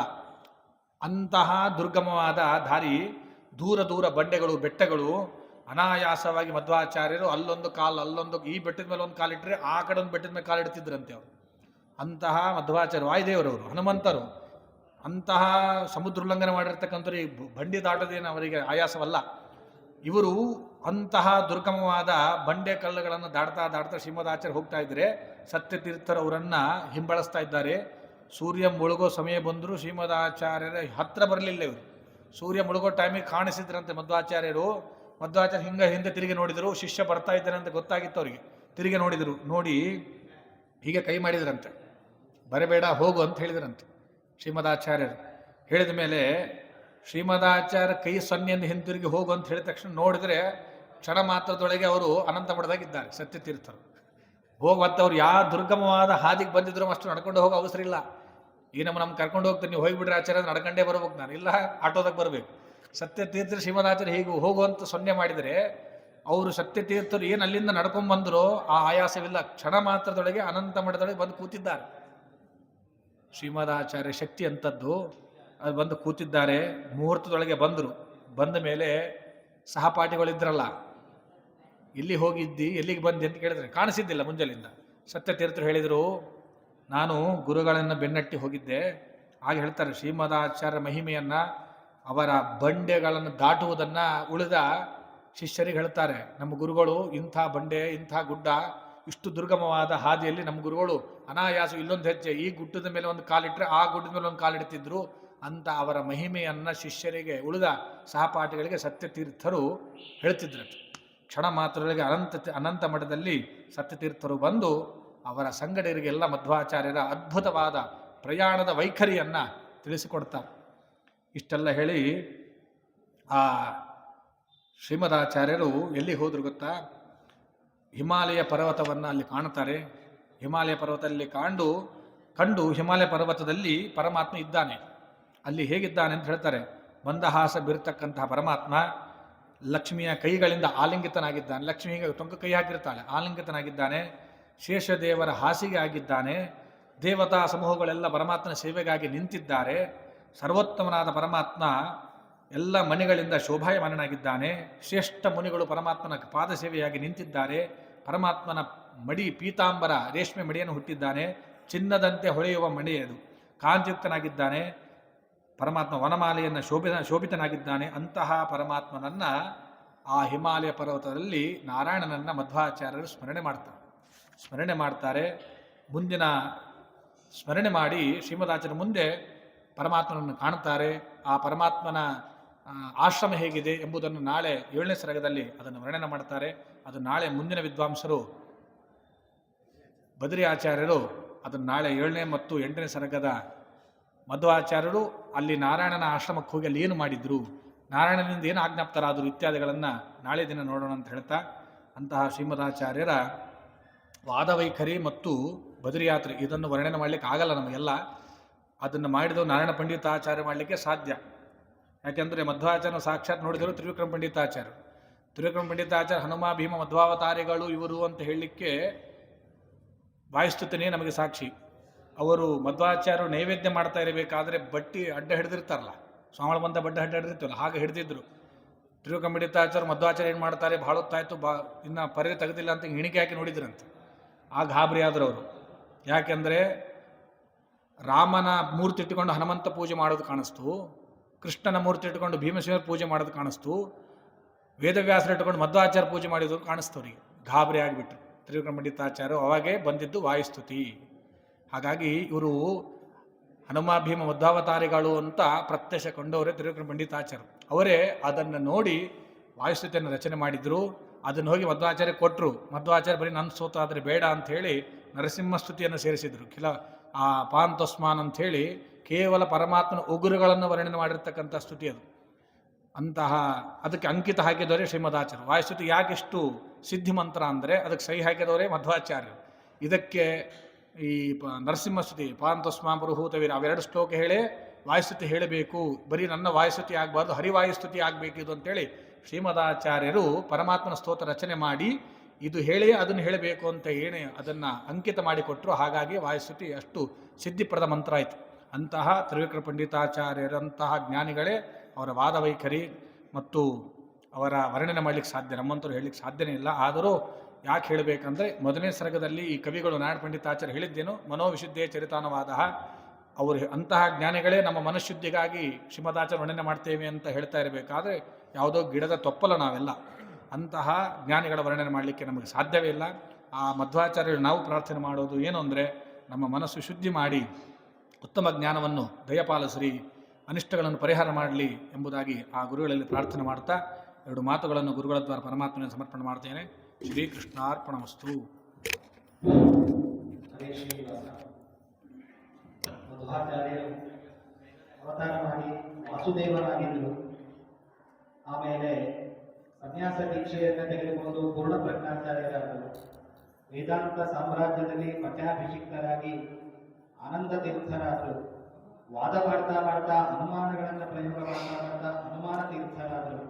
ಆಮೇಲೆ ಸರ್ವಜ್ಞಾಚಾರ್ಯರಾದರು. ಅಂತಹ ಸರ್ವಜ್ಞಾಚಾರ್ಯರಾದ ಮಧ್ವಾಚಾರ್ಯರನ್ನ ನಾವು ನೋಡಿರ್ಲಿಲ್ಲ. ಮಧ್ವಾಚಾರ್ಯರು ಅಂತ ಸ್ಮರಣೆ ಮಾಡ್ತಾ ಇದ್ವಿ. ಇವತ್ತು ಆಚಾರ ಉಪನ್ಯಾಸ ಕೇಳಿ ಮಧ್ವಾಚಾರ್ಯರು ನೋಡೋದಕ್ಕೆ ಆಯ್ತು. ಅಷ್ಟು ಕಣ್ಣಿಗೆ ಕಟ್ಟುವ ಹಾಗೆ ಆಚಾರ್ಯರು ವರ್ಣನೆ ಮಾಡಿದ್ದಾರೆ. ಮಧ್ವಾಚಾರ್ಯರು ಜ್ಞಾನ ಸೂರ್ಯ. ಅವರ ಮುಂದೆ ವಾದಿಸಿಂಹ, ಬುದ್ಧಿಸಾಗರ ಅವರೆಲ್ಲ ಲೈಟ್ ಹುಳುಗಳು ಇದ್ದಂತೆ. ಅಂತಹ ಜ್ಞಾನ ಸೂರ್ಯರಾದ ಮಧ್ವಾಚಾರ್ಯರು. ಅದಕ್ಕೋಸ್ಕರ ದಾಸರಾಯರು ಹೇಳಿದ್ದು, ಮಧ್ವ ಸಿದ್ಧಾಂತದ ಪದ್ಧತಿ ಬಿಡಬೇಡಿ, ಬಿಟ್ಟು ಕೆಡಬೇಡಿ. ಏಕೆಂದರೆ ತಾರತಮ್ಯದಿಂದ ಹರಿಯೇ ಸರ್ವೋತ್ತಮ ಅಂತ ತಿಳಿಸುವ ಏಕೈಕ ಮತ ಮಧ್ವ ಮತ. ತಾರತಮ್ಯವನ್ನ ಯಾವ ಮತಾಚಾರ್ಯರು ಅಂಗೀಕಾರ ಮಾಡಿಲ್ಲ. ತಾರತಮ್ಯವೇ ಇರಲಿಲ್ಲ ಅಂದ್ರೆ ಹೇಗೆ ಸಾಧ್ಯ? ಒಬ್ಬ ದೊಡ್ಡ ಕಂಪನಿಯ ಮ್ಯಾನೇಜರ್ ದೊಡ್ಡ ಸ್ಥಾನದಲ್ಲಿರ್ತಾನೆ, ಪಿಯೂನು ಸಣ್ಣ ಸ್ಥಾನದಲ್ಲಿರ್ತಾನೆ, ಎಲ್ಲದರಲ್ಲೂ ತಾರತಮ್ಯ ಇದೆ. ಹಾಗಾಗಿ ತಾರತಮ್ಯ ದೇವತಾ ಗಣದಲ್ಲೂ ತಾರತಮ್ಯ ಉಂಟು ಅಂತ ತಿಳಿಸಿಕೊಟ್ಟ ಏಕೈಕ ಮತಾಚಾರ್ಯರು ನಮ್ಮ ತ್ರೈಲೋಕ್ಯ ಗುರುಗಳು ಮಧ್ವಾಚಾರ್ಯರು ಮಾತ್ರ. ಹಾಗಾಗಿ ಅಂತಹ ಆಚಾರ್ಯರ ಋಣವನ್ನ ನಾವು ಯಾವತ್ತಿಗೂ ತೀರಿಸ್ಲಿಕ್ಕೆ ಸಾಧ್ಯ ಇಲ್ಲ. ಸಂತುವೇ ಜನ್ಮ ಜನ್ಮನಿ, ಯಾವತ್ತಿಗೂ ನಮ್ಮ ಮಧ್ವಾಚಾರ್ಯರ ಗುರುಗಳಾಗಿ ಬರಬೇಕು. ಅಂತಹ ಮಧ್ವಾಚಾರ್ಯರ ವಾದ ವೈಖರಿ ಮತ್ತು ಮಧ್ವಾಚಾರ್ಯರು ಬದರಿ ಯಾತ್ರೆಗೆ ಹೋದಂತಹ ವಿಷಯ ಘಟ್ಟವನ್ನು ಅದ್ಭುತವಾಗಿ ನಿರೂಪಣೆ ಮಾಡಿದ ಮಠಾಧಿಕಾರಿಗಳಾಗಿರ್ತಕ್ಕಂತಹ ಆನಂದಾಚಾರ್ಯ ಕೋಟೆಯವರಿಗೆ ನಾನು ಹೃತ್ಪೂರ್ವಕವಾಗಿರ್ತಕ್ಕಂತಹ ನಮಸ್ಕಾರಗಳನ್ನು ಸಲ್ಲಿಸ್ತಾ ಇದ್ದೇನೆ. ನಾಳೆಯ ಉಪನ್ಯಾಸಕರು ವಿದ್ವಾಂಸರಾದ ಬದರಿ ಆಚಾರ್ಯ ಪುರಾಣಿಕ್ ಅವರು ವೇದವ್ಯಾಸ ದೇವರ ವರ್ಣನೆಯನ್ನ ಮಾಡ್ತಾರೆ. ಆಚಾರ್ಯರು ಬದರಿಕಾಶ್ರಮಕ್ಕೆ ಹೋಗಿ ಅಲ್ಲಿ ವೇದವ್ಯಾಸ ದೇವರು ಇರ್ತಾರೆ. ಹೇಗಿದ್ರು ವೇದವ್ಯಾಸ ದೇವರು ಅನ್ನೋದನ್ನು ಮತ್ತು ಬ್ರಹ್ಮಸೂತ್ರ ಭಾಷ್ಯ ನಾಳೆ ಆಚಾರ್ಯರು ರಚನೆ ಮಾಡ್ತಾರೆ. ಇವತ್ತಿನ ಉಪನ್ಯಾಸದಲ್ಲಿ ಗೀತಾ ಭಾಷ್ಯವನ್ನು ರಚನೆ ಮಾಡಿದರೆ, ನಾಳೆಯ ಉಪನ್ಯಾಸದಲ್ಲಿ ಆಚಾರ್ಯರು ಬ್ರಹ್ಮಸೂತ್ರ ಭಾಷ್ಯವನ್ನು ರಚನೆ ಮಾಡಲಿಕ್ಕಿದ್ದಾರೆ. ಅದನ್ನು ನಾಳೆಯ ಉಪನ್ಯಾಸದಲ್ಲಿ ಕೇಳೋಣ ಅಂತ ಹೇಳ್ತಾ, ಇನ್ನೊಂದೆಲ್ಲರಲ್ಲೂ ನಾನು ಸವಿನಯವಾಗಿ ಪ್ರಾರ್ಥನೆ ಮಾಡ್ತಾ ಇರೋದೇನು ಅಂದ್ರೆ, ಪ್ರತಿನಿತ್ಯ ಉಪನ್ಯಾಸಕ್ಕೆ ಬನ್ನಿ, ಪ್ರತಿನಿತ್ಯ ಆಚಾರ್ಯರ ಮಹಿಮೆಗಳನ್ನು ಶ್ರವಣ ಮಾಡ್ರಿ. ಜನ್ಮ ಜನ್ಮಾಂತರದಲ್ಲೂ ನಾವು ಉದ್ಧಾರ ಆಗ್ತೇವೆ, ಇದರಲ್ಲಿ ಯಾವ ಸಂಶಯ ಇಲ್ಲ. ಹಾಗಾಗಿ ಎಲ್ಲರೂ ಕೂಡ ನಿಮ್ಮ ಅಕ್ಕಪಕ್ಕದ ಮನೆಯವರನ್ನ, ನಿಮ್ಮ ಸಂಬಂಧಿಕರನ್ನ, ಸ್ನೇಹಿತರನ್ನೆಲ್ಲ ಪ್ರವಚನಕ್ಕೆ ಕರೆತಂದು ಬನ್ನಿ. ಹಾಗೆ ಉದ್ಧಾರ ಆಗೋಣ ಅಂತ ಪ್ರಾರ್ಥನೆ ಮಾಡ್ತಾ ನನ್ನೆರಡು ಪುಷ್ಪಗಳನ್ನು ಸಮರ್ಪಣೆ ಮಾಡ್ತಾ ಇದ್ದೇನೆ. ಶ್ರೀಕೃಷ್ಣ ಅರ್ಪಣಮಸ್ತು.